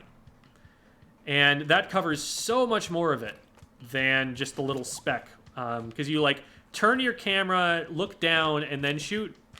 Just give him one of these, and then you have all sorts of room to work with. In general, what you're doing with this weapon to paint optimally is you try and find the biggest rectangle you can, and you make lines to fill that rectangle in, like that. Question. Mm-hmm. Someone's asking, will this work for Zap as well? Yes, this is the pattern for Zap, and with Zap, you have to do this particular up and down action that I'm doing a little bit more. So with the Splattershot, if you just hold ZR and walk from left to right, you cover it up pretty well, but there are still these little patches of ink in the middle that are going to slow you down the tiniest bit. And the advantage of going up-down like this is that you smooth more of those out. This is much more of a completely full rectangle. Now, if you try and... If you try and just walk left to right with the end zap, the painting pattern is significantly worse with the Splattershot. You've got a lot more of this noise in the middle. And so with the end zap, it's even more imperative to be going up-down to be smoothing those out. You can see, just like with the Splattershot, it is significantly more smooth, and you're a lot more likely to have a good line to swim through if you're painting using that particular method. So I'm tilting up and then down a little bit with that particular rhythm, and that's going to give you the best options there. Now, this is a little different. That's how you want to paint for special, or paint up a lot of space really quickly. If you're painting for movement, that's different, obviously. You know, you don't want to move from left to right the whole way and then move forward. For movement, you start high and then move low. And that's the fastest way you're going to get a continuous line of paint in front of you. If you just paint forward and then try to swim through, you're going to get that gap in the middle. But same amount of shots, and you do that up-down thing, and you're a lot less likely to get that. So this is the optimal, you know, speed run to mid kind of movement. And then, obviously, if you're, you know, in enemy ink or if you're in combat, you kind of want to be changing directions as often as you possibly can. And the best movement for that is going to be looking down at your feet, firing one shot, swimming. This is the most maneuverable that you can be when you're not in your own ink, doing this sort of thing. So if you're stuck in enemy ink, it's this sort of thing. And one of the nice things about that is that you're recharging your ink tank the whole time you're doing this, because you're shooting only one shot, so not a lot of ink being used, and then you're swimming again, which is going to recharge some of it. So I can do this for a really long time without actually running out of ink. Like you can see, my ink tank is still pretty much full. So that's your, like, combat movement when you're on unfriendly territory, whether that's unpainted or in enemy ink. Now, sometimes you can get away with trusting the weapon to paint your feet if you fire a few shots and then start swimming. So there, on like the 4th shot, it painted my feet. So you can like fire a few shots, realize you're in danger, and then move around a little bit. That's got some situational uses. But if you just got to get out of there, this is the way to do it.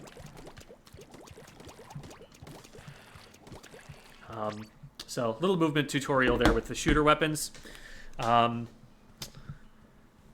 There are some weapons that are really slow at doing that, and so you don't tend to want to do it. So for example, like something more like a jet squelcher, like this is still your fastest way to get around, and it's about as quickly.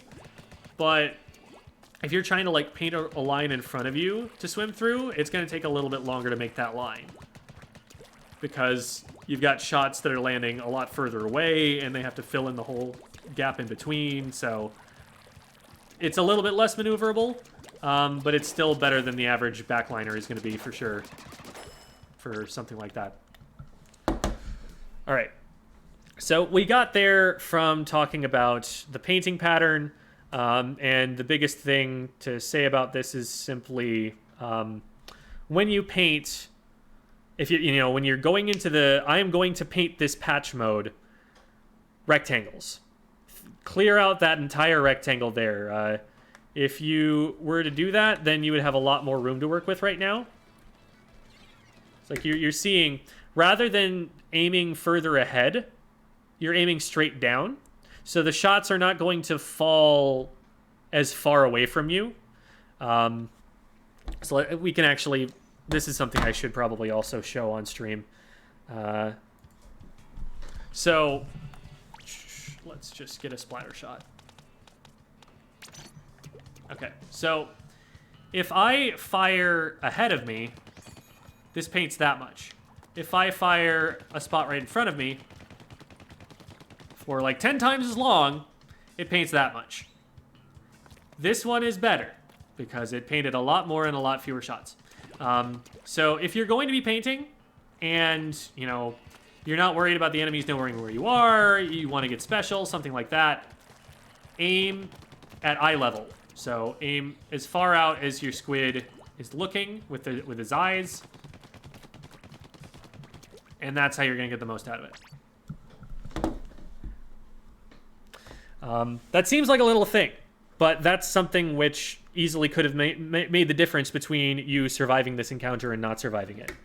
Like, you don't have this painted, which means you can't back up. You don't have this painted, which means you can't move forward. You can only go this way or this way through this patch of ink that you've painted here. And it all gets painted over anyway in just like one shot from them. So you're really forced out to play pretty hard, but fortunately your teammate is able to get a pick in that time, and so not a huge deal. Here's another movement thing that we should talk about. When you decide to drop down from here, you jump. Jumping there is a really, really big mistake, and I'll show you exactly why in about the most objective way I can. So, we're going to go frame by frame here.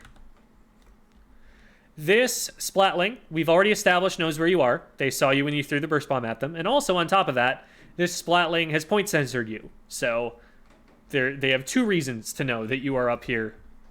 So they should know exactly where you are. And honestly, I'm surprised they're not already aiming at you. But you start jumping about now. So we'll call this the start of the jump animation. They've fired 1 shot, 2, 3, 4, 5, 6, 7 or 8 shots before you even get to the point where you have dropped as far as you would have if you just walked off.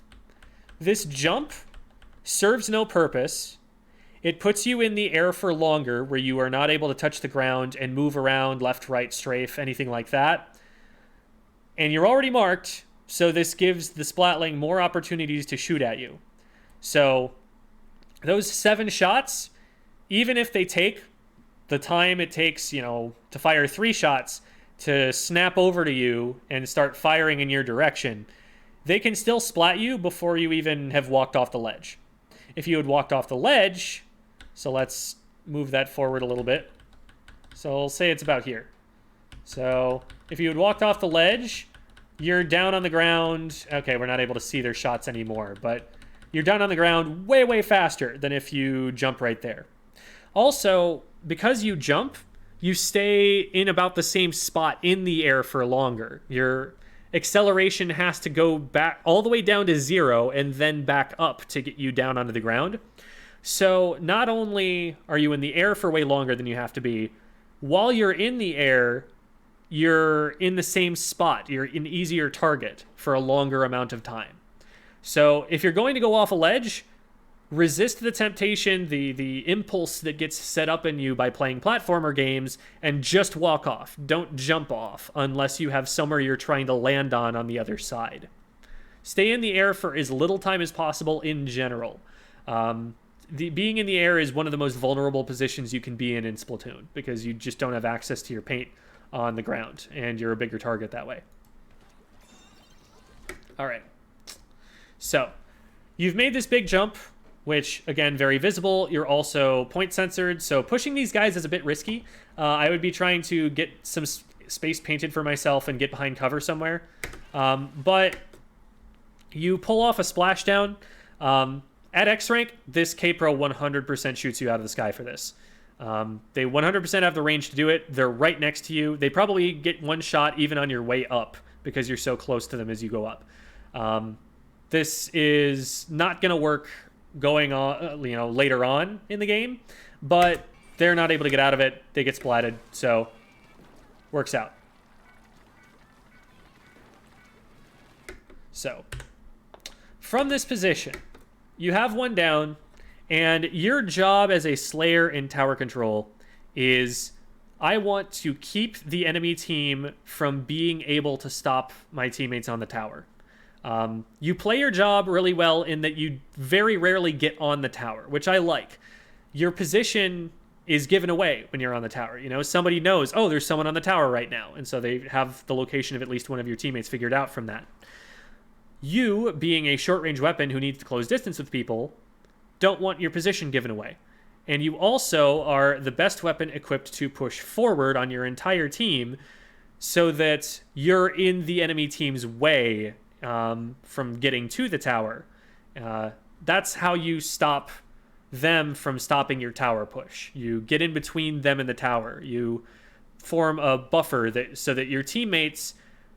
you're that meme where the soldier is like putting his arms out and getting daggers thrown at him and stuff to protect a sleeping person. That is you as the Slayer in tower control. That's what you need to be doing. So what you want to do is paint up a really safe space around where the tower has to push. You want it to take so long for them to paint into your ink before they can get to the tower that it's a huge risk for them to do that your teammates can see it coming, that they're discouraged from trying it. So you can paint up probably about up to here, but then I would start moving left. I would start moving towards the first checkpoint and trying to get paint down on the ground from there.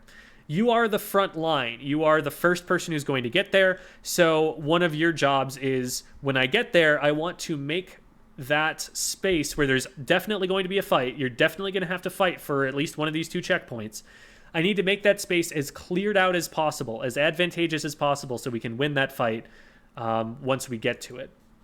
So you want to be thinking ahead. Where's the tower about to go, and what do I need to do to get there? It looks like what you might be doing, because you do this later on, you might be trying to get up on the tower and jump across to the right-hand side.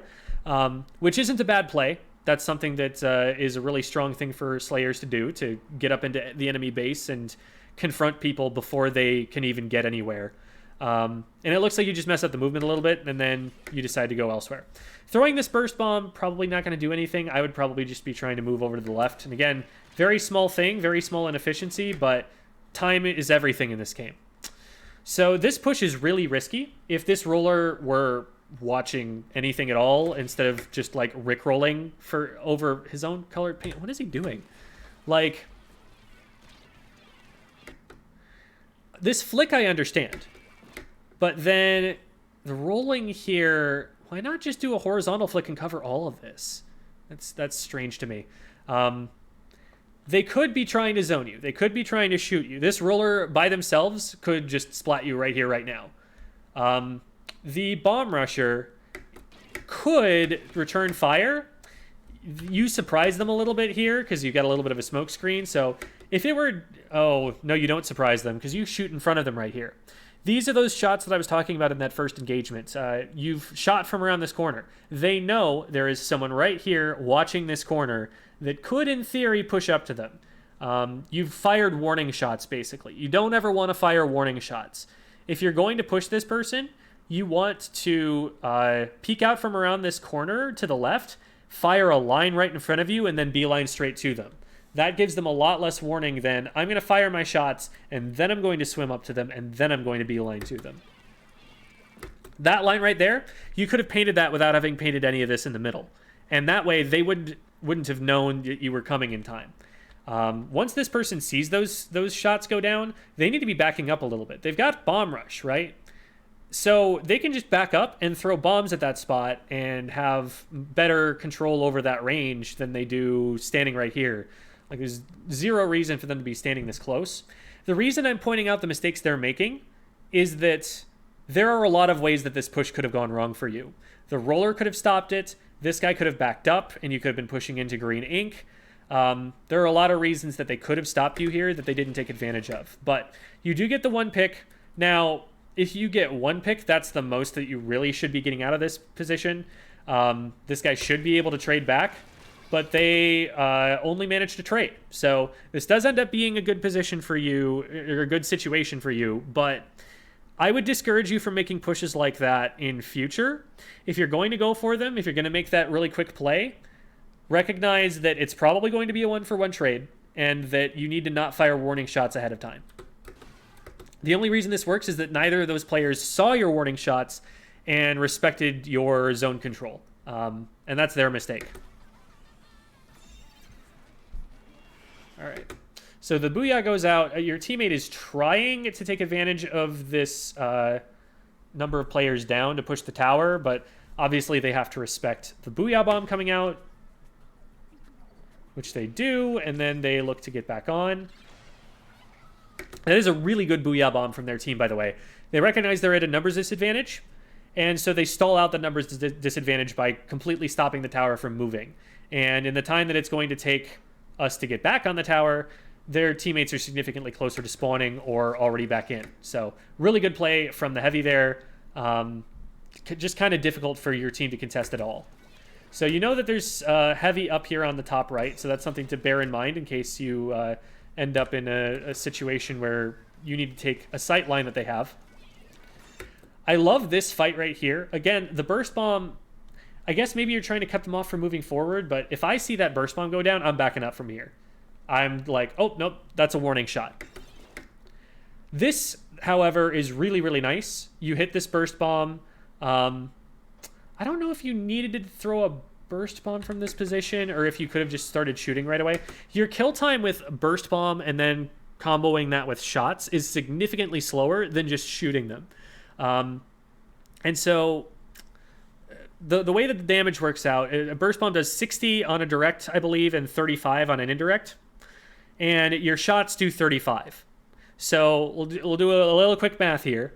If you hit a direct, you need to hit 2 shots because one of them is going to get them to 95, and then you need another one to splat them. You might be able to combo with another teammate's damage if that player is already hurt by something, but I wouldn't count on it most of the time. So anticipate that you're going to need burst bomb plus 2 shots off a direct.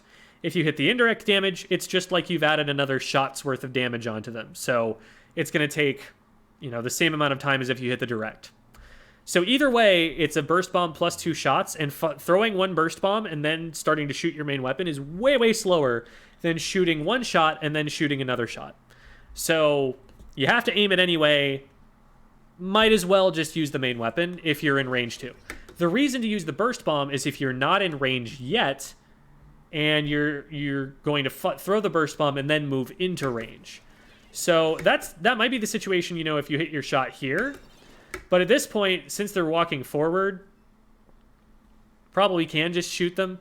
I don't know. Maybe you didn't have the information that they were walking forward. Maybe you were trying to cut them off from moving backwards.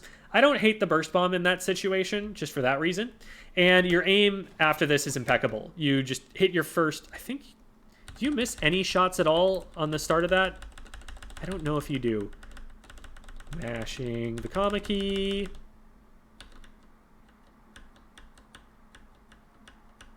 Okay, you miss one shot, and then you have your shots on. That's still really good. And all 3 of them hit in a row, too, which is another good thing. Like, you don't want to be missing shots in between the shots that hit.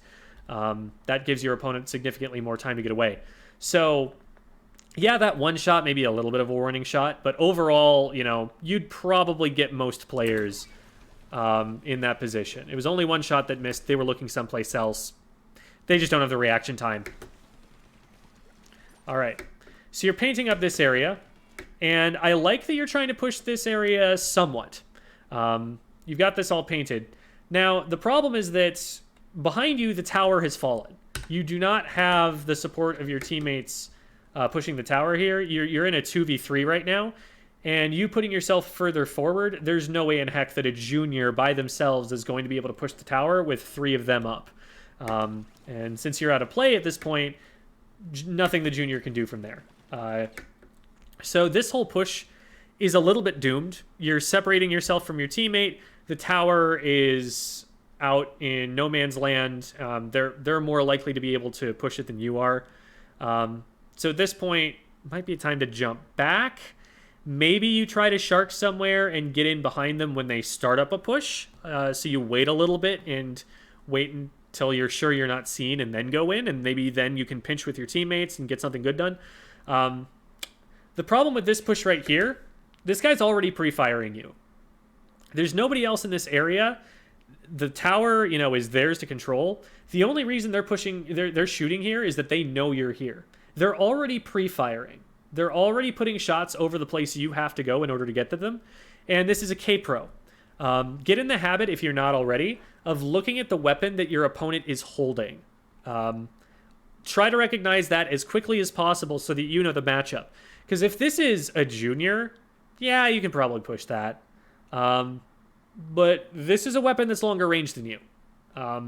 This is a weapon that can just stand up here and shoot at you, and it will start hitting you before you start hitting it. Also, on top of this, you have to get up over a ledge, which means that there is some time being spent where you can be shot by them, but you cannot return shots yourself. So they have height advantage over you, they have range advantage over you, and they have the advantage that they can pre-fire you and you can't pre-fire them. So this is a losing fight right here.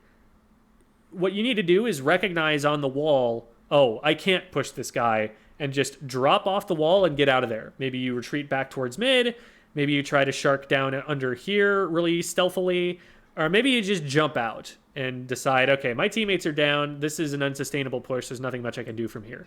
Because you take this fight, this is a 100-0 fight. You don't hit any shots, they have their shots on already, you're swinging your aim around to get it on target in time before they do, and they already have it kind of pinpointed on you.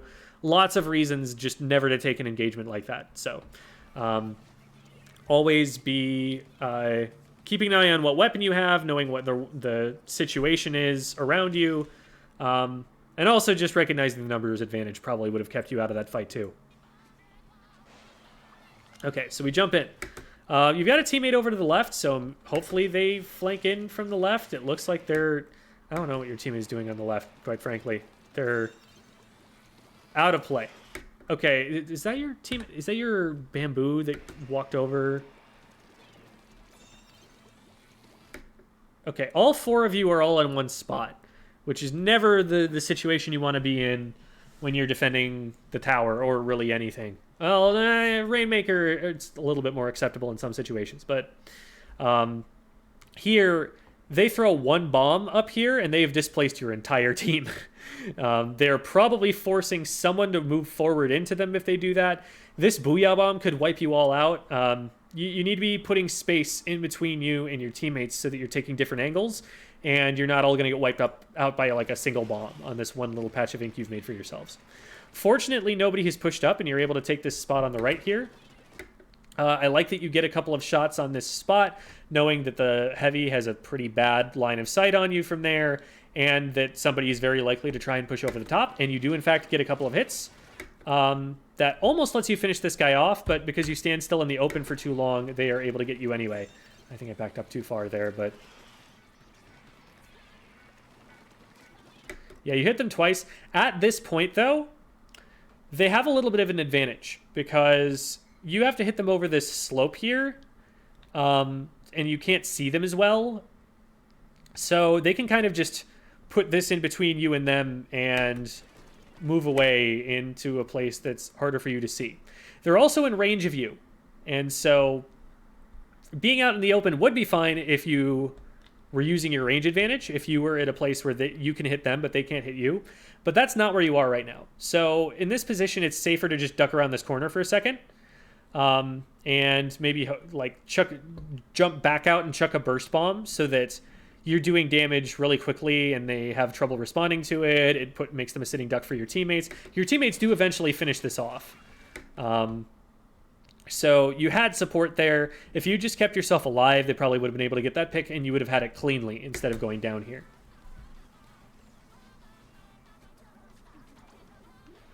So the situation is maintained. The enemy team has control of the tower. Yes, they're not on the tower. And so you're like, what do you mean they have control of the tower? They have control of the tower path, though. Your team, if it shows itself out here, you've just shown by going down there that you get splatted. So your team is still pushed all the way back to where they can just get through first checkpoint for free. So this is still not a winning position. Good pick by your blaster teammate, seeing the flank come in. That's probably the only person who's going to come through mid. It's very rare that they put 2 players in over mid, because all that happens if they do that is the people who are on snipe are like, wait, there's no one defending the tower right now. This is like a 4v2. Just hold forward. Get these 2 guys, and then these 2 are out of position, and they're on the wrong side of the map, and nobody can jump into them. Like, if you get one person right here, and there's somebody else in this position... it's a 1-for-1 trade, and your team can probably still defend on the right-hand side. So push through center at this point. There's nobody in your way. You need to get in there and apply some pressure. And look at that. You get a pick because this roller's not looking the right way. You paint up the tower, and you're able to get into this position on the top right here. So this is really nice in that you're able to prevent the heavy from getting into a really strong position. I probably wouldn't be pushing into their base, though. Reason being, if they're on respawn, what they should probably be doing is watching their maps, and they will see this purple trail coming down, and they'll be like, oh, there's someone on that side. I'm just going to go out right and ignore them. And it's going to be risky for you to drop down into a position where you can stop them. So the best you can hope to do is maybe try and spawn camp, and I don't like spawn camping too much in this position. Maybe if you're like a Tetris, or like a CDS or something, you have the mobility to get out of that. But the best you probably get out of this is a 1-for-1 trade most of the time. And maybe that's just skill issue. No, you should be able to, stop the whole team there. They have high ground. They have weapons that have range over you. If they're smart, they don't drop over and feed to you. They just suss you out and catch you. The most you're doing is stalling for time a little bit here, which might be worth it, because if your team is able to push the tower in that time, then that might be worth. But they also have teammates that are further forward already that can already defend the tower. So the chances of that working out, not super likely. Okay. All of that being said, you do get a clean pick here because the roller just looks at all of this paint right at their feet and says, I wonder where that might have come from. Let's drop down.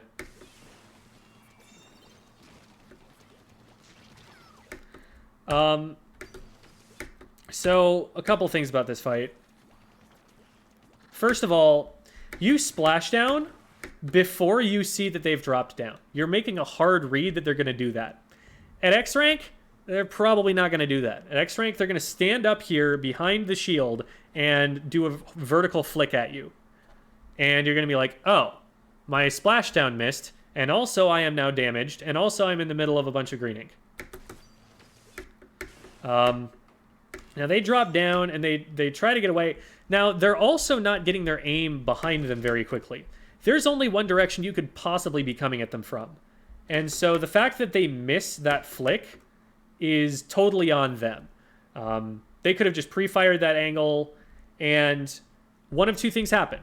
Either you push into it and get hit by it, or you don't push into it and they have their feet painted now and they have time to flick again and get away. Either way, they're out of that safely and you've gained nothing.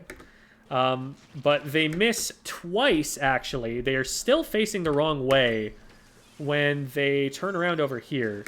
So, like, right now, there's no reason whatsoever they should be turning in the opposite direction from you, right? They're trying to use rickrolling as combat movement, when what they should be doing is swimming this direction, pressing ZR, and then jumping out of the ink. I'll demonstrate what I'm talking about, because it'll probably be easier than to see than just describing it. So let's grab a roller.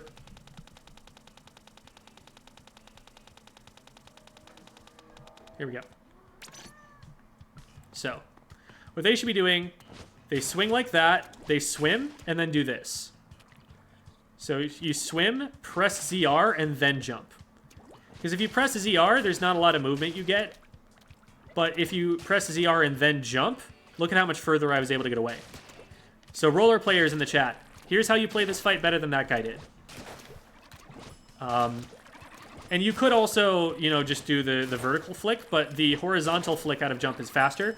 And with you being right on top of them, if the roller hitbox isn't really dumb, that should be a way that you can get them. So you're either going for this, if they're far enough away that this isn't going to one-shot, or you're doing ZR and then jump. It's all about the timing between whether you press ZR first or whether you jump first. If you jump first, you get the vertical, and if you press ZR first, you get the horizontal. But you still jump either way. So, anyway. Let's go back to this. So, all of that is just to say, Roller should have beaten you there for 3 different reasons. They had 3 different opportunities to just flick at you and hit you before you could have possibly hit them. And that's to show you that this push here, not super safe, and you wanted to paint up a little bit more and shark for a better opportunity, or maybe just wait for them to go by you and be clueless to you and shoot them in the back as they go out, rather than getting their attention right away. It wasn't even you that got them in the end. It was actually the rain that they were standing in. This is the same exact push we were talking about with that K-Pro. You see shots going over at your teammate from there. Right here is when you start seeing those shots. Your teammate is already getting the heck out of dodge, and that's what you should be doing too. You should get over this ledge, be like, haha, nope, and back up until this guy starts looking someplace else.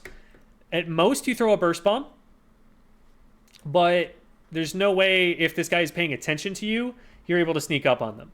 What you might be able to do, though, because you don't know for sure that they've seen you, if they're just shooting at your teammate, if you spot this out ahead of time, and you didn't, I think, see a shot fly over from over here, so you should be alerted that there's someone up there. From right here, they still don't know you're there. There's no way they know you're there. And so if you sit on this wall, wait for them to turn around and look at something else, because your teammate is not a target for them anymore, then you might actually have a shot to go after them. But they probably should not have fallen for that.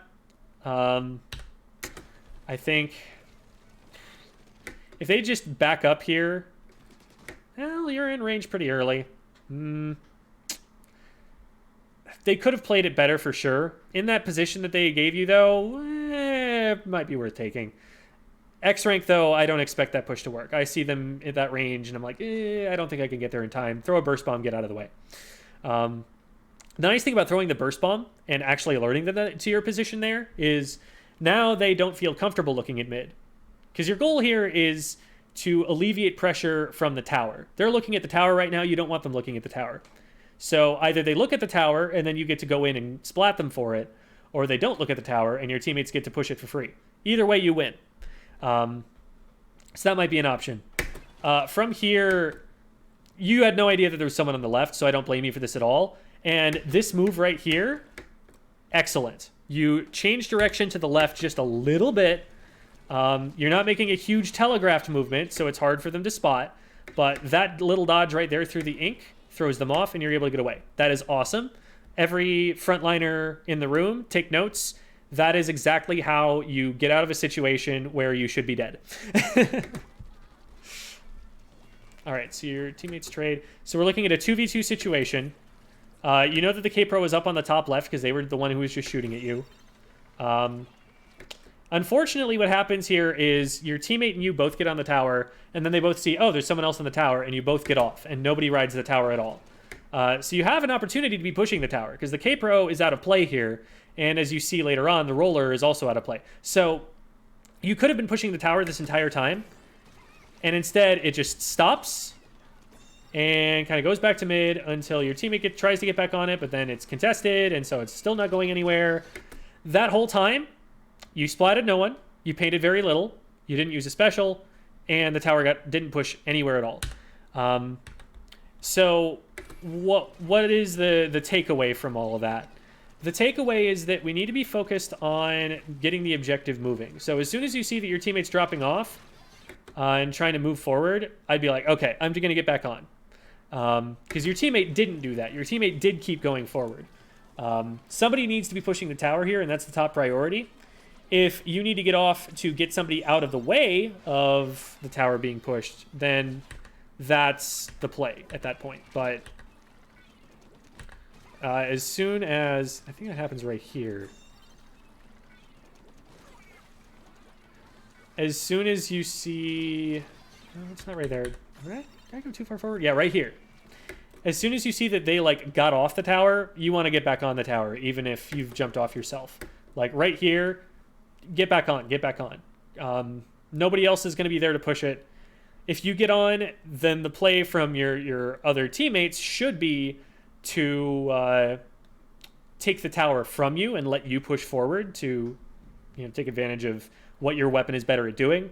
But you need to start making up some ground and getting towards that second checkpoint. So by the time everybody's respawned, you've decided where the fight is going to be taking place, and you've got some paint up in that area. This roller, you get the pick, but it doesn't end up leading to anything useful. You get, someone drops out of mid, and this fight right here, you see that the heavy's here ahead of time, and they know that you're coming this time, and they actually pre-fire it like you should have in the first place. Remember that fight I was talking about where I was like, the heavy should know that you're here already?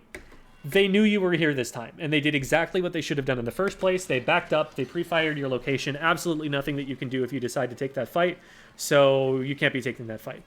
Your teammate does a good job of following up and helping you there, but again, there's nobody on the tower. These picks are not helping at all because nobody's taking it. Now, your teammates should absolutely be getting on the tower. There's no excuse for them to be off for that long. At this point, I don't know what your Bamboo is trying to accomplish here. They don't have a good line of sight on anybody who's up here on snipe. They actually can't accomplish anything from this position. They should be getting on the tower, or the junior should be getting on the tower. Right? Either you push up and help, splat people, or you just play the objective. But now those two splats that you've got, not going to do anything for your team because nobody was riding. And look at that. They actually got on the tower despite the push that everybody made. And they're still pushing it. Turning left here, not a good plan. There's nothing you're going to accomplish from this except making it easier for them to push through this checkpoint. Like, what they're more likely to do if you push up towards their base here is just go out to the top right. Like, if they go up here, here's what I mean by the top right. They will either jump to the people who are already fighting around the tower, or they'll just swim out to the top right, and there's no way that you can test them at all from here. The most you can hope to do is maybe jump onto this box and meet them on the way, but then you turn around, and I guess maybe you saw this person or had a sixth sense or something they were going to be here. I don't know. But you need to be getting to the tower. You need to be taking an, like, I would hug the left wall on your way over to the tower so that maybe if somebody's up here, they can't drop on you as easily, but you need to get to the tower and stop it and kind of get it going back in the right direction. This is open ground. They have range on you. You're missing your shots before they are. You need to be taking cover earlier. This is walk and shoot syndrome. You do a good job once you finally realize and, you know, you paint your feet, you get out of there. At X rank level, K-Pro probably hits their shots early enough and splats you there. But you had the right idea. And if you snap into that mode faster, you know, I didn't like what I saw for the first 6 or 7 shots there. But as soon as you do this, that is playing the fight perfectly. You're staying around cover, waiting to see where they commit to, and then you're going and finishing them off. That's it.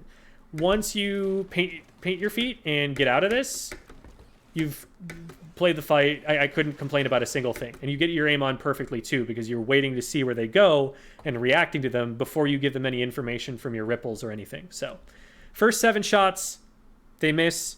Probably could have reacted sooner, but as soon as you do react, you play it exactly the way that you want to. So very good job there. And now you're coming in and trying to clear them out from the tower. I don't know who was on the tower there. Oh, okay, so I think the K-Pro threw the Booyah and got shredded out of it. I was expecting there to be someone there, but yeah, that's what happened. Okay, so the Splatling up on top is going to be the biggest threat, and you don't have the range to hit them even with a burst bomb from here. So throwing the burst bomb a little risky. What I would be trying to do is hug the right-hand side, paint my way down into mid, and take a fight or, you know, paint something somewhere where the heavy can't hit me. Because from right here, heavy definitely knows where I am. They could definitely be shooting at me. Other people are seeing me. The splashdown saves your life there, but like the roller could have seen you coming out this way and started swinging at you. Somebody drops on you, and if they're hitting any of their shots, you're dead before the splashdown comes out. So you're putting yourself out in the open without any cover a lot. And that should probably come back to bite you.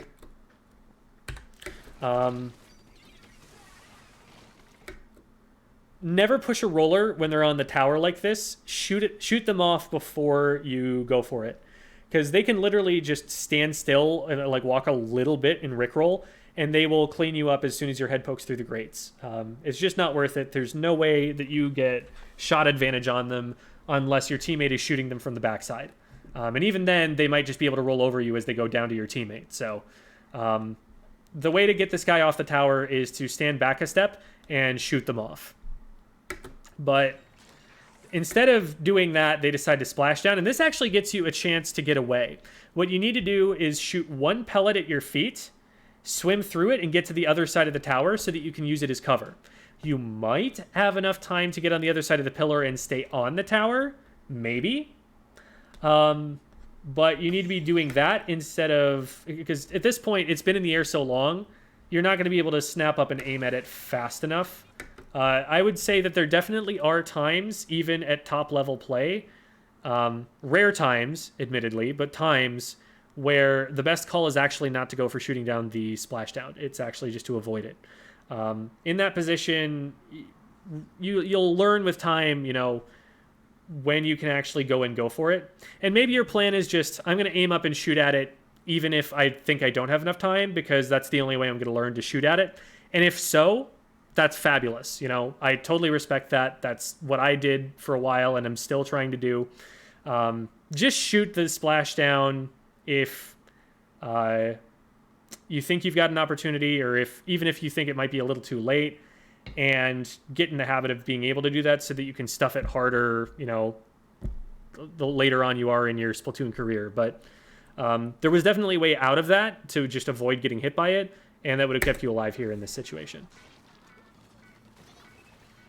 Okay, nice. They pick off another player, so it's 3v3. So this is the last chance you guys are going to get to push. Unfortunately, a teammate goes down here. Again, that burst bomb, it paints a little bit. If you're going to paint, though, just paint with your main weapon, and you'll paint more and more thoroughly. The burst bomb is also louder. Like, they'll hear the sound of it making contact. And it's more likely to alert them. So, might as well just paint if you're going to paint. So you put yourself over here. You're trying to harass the heavy over here. Man, they've got multiple booyahs. In this position where you're cornered by a booyah, what you want to be doing is painting your way to the corner already, to the back corner behind you to the right.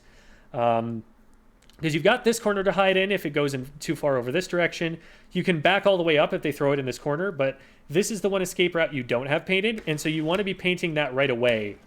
Because you don't get yourself to the wall in time. This does a lot of damage.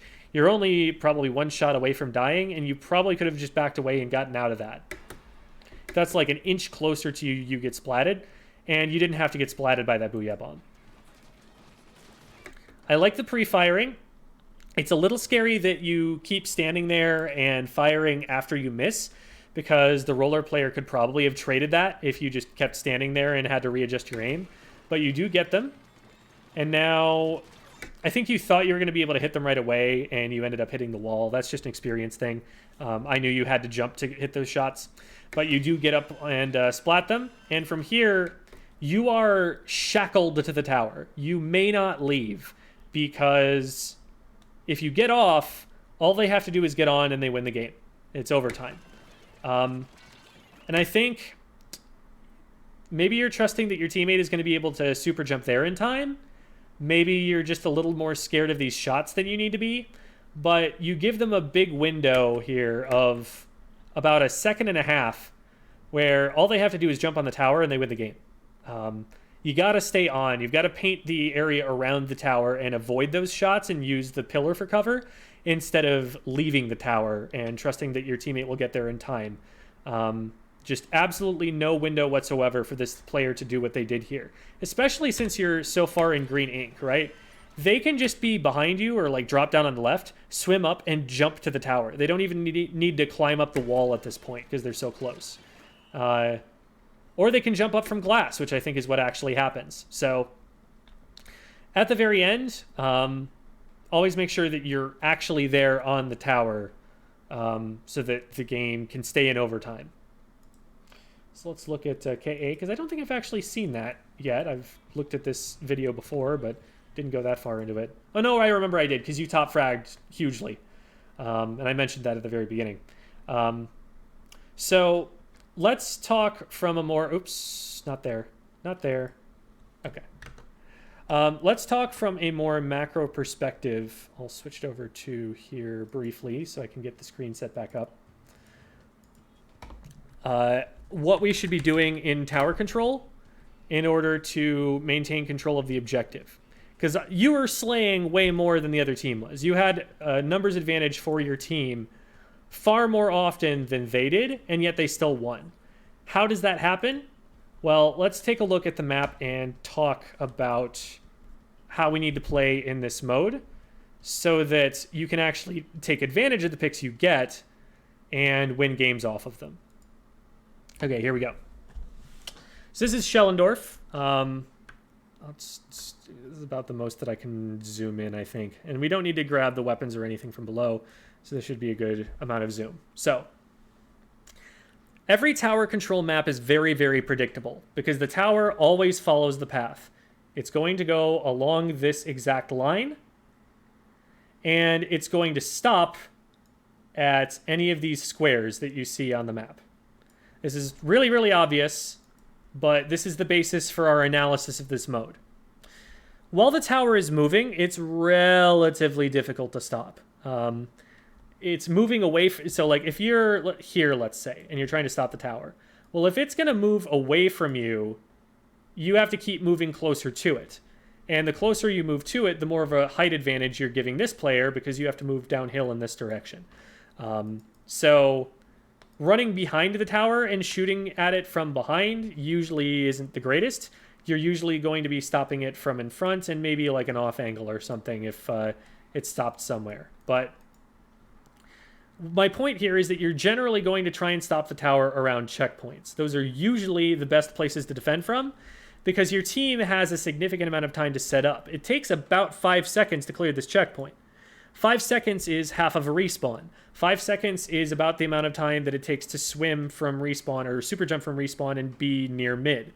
5 seconds is a really, really long time in this game. And so if your teammates aren't like feeding in, you should be able to set up around a checkpoint even after your opponents get an advantage and be there and be in place and be ready for when the tower isn't moving anymore and you know exactly where you're going to need to be shooting at. So always be thinking, okay, what is the next checkpoint that I will have teammates respawned ready to defend? If you all wipe in mid and the enemy team is able to get on the tower right away, first checkpoint probably cleared, probably already screwed. But second checkpoint, they're not going to be able to get there before you have probably someone right here, probably someone down here, and maybe someone threatening in mid. Maybe even someone up on the glass or something like that. And so that is when you're going to want to pitch a tent and really fight them for all of this space. And really on this map, you don't have to wait until they get to the checkpoint to fight them.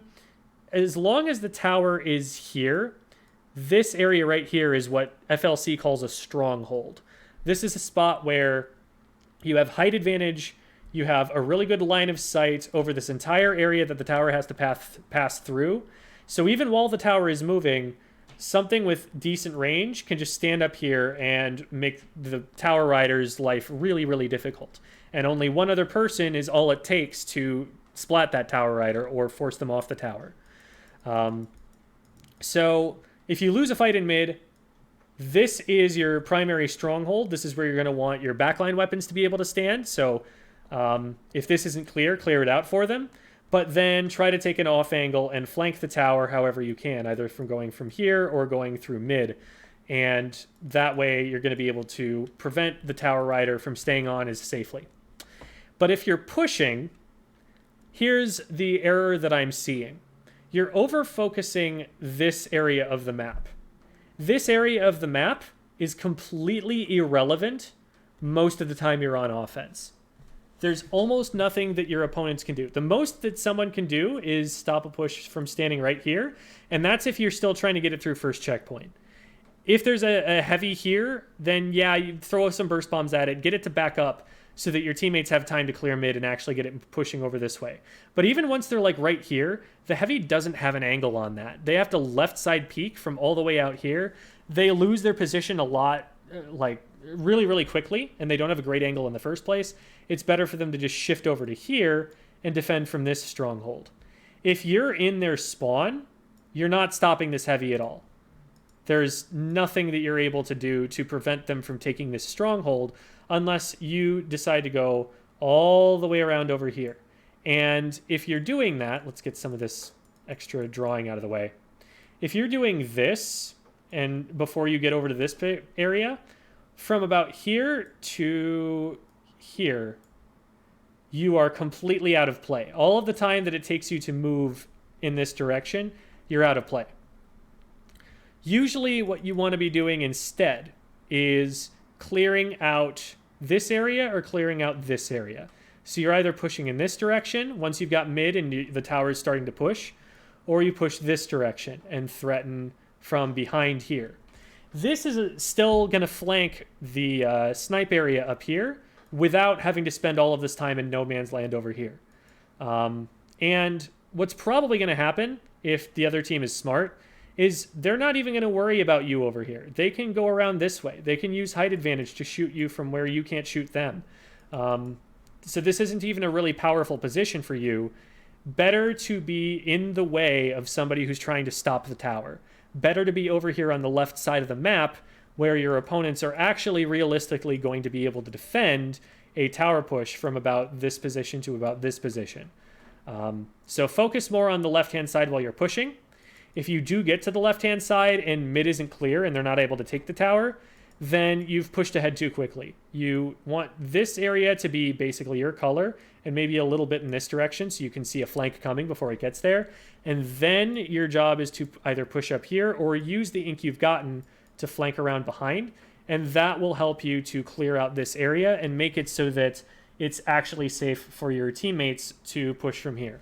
Now, that doesn't defend them from everything. For example, if there's a flank from this direction, then maybe, it's on them to defend from that. And they actually do end up having to do that in a couple of places in this video. But overall, your job as the frontliner is to clear the space ahead.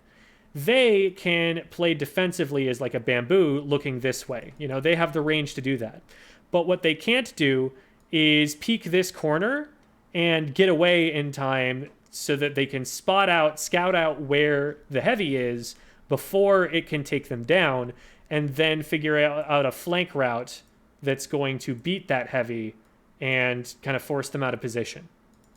That's your job. Your job is to do what the long-ranged weapons can't do and make space in front of you quickly and maybe skirmish a little bit. When I say skirmish, I'm talking about FLC's definition of skirmish, which is you are distracting the enemy team so that your teammates can take an off angle and shoot them while they're shooting at you instead. Your weapon is more maneuverable than something like a bamboo or especially a blaster. And so you peeking that corner is a lot better than the blaster peeking that corner. The blaster peeks that corner, they might just not be able to move. They might get their feet painted and not be able to get out in time. But all you have to do is pop a burst bomb at your feet and run back around the corner and you're safe. So that's why you kind of need to be leading the charge. You're more maneuverable, you paint better, so you can paint up this area and make sure that it's safe for the rest of them to move into it. And you're going to be able to scout out that heavy and figure out how best to aggress it, and get it so that it can't stop your bamboo and your blaster from taking good positions and pushing the tower. So, another way to think about this that I really like seeing drawn out is to think about the range that you need to have control of. So early on, you're trying to get control of this. Then for first checkpoint, you want to make sure you have control of probably this. Let me draw that a little differently. Of this. That's how you defend from first checkpoint.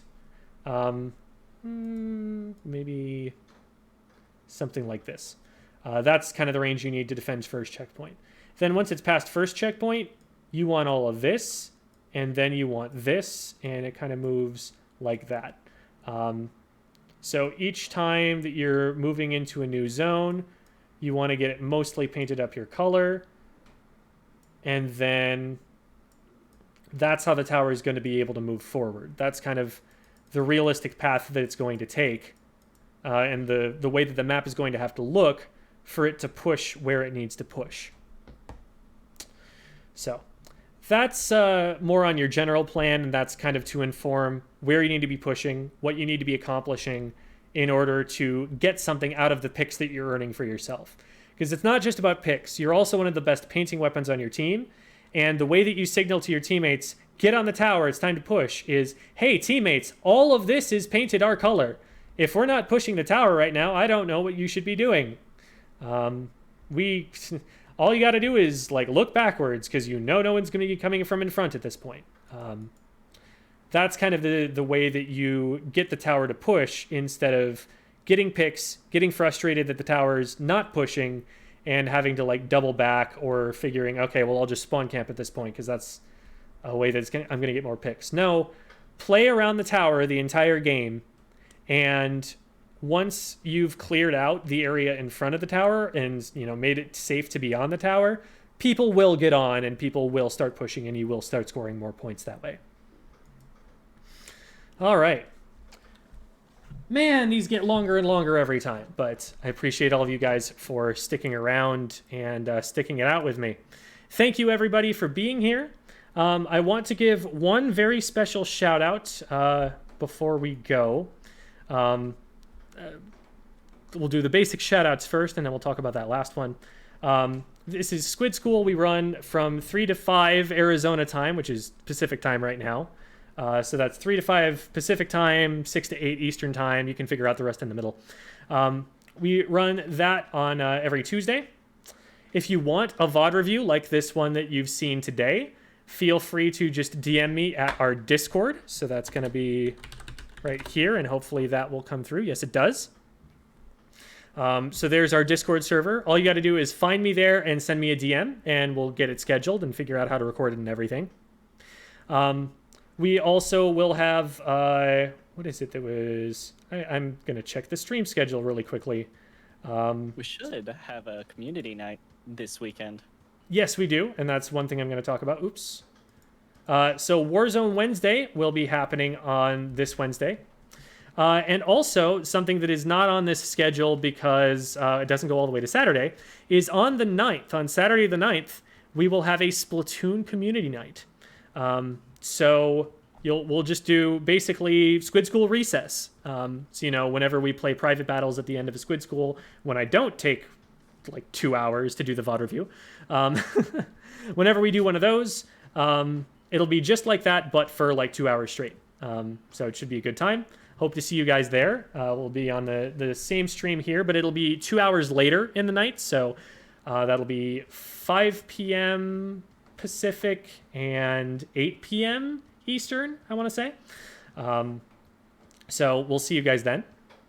But one final thing in addition to all of that is that this is going to be the last stream with Quintastic as one of our coaches.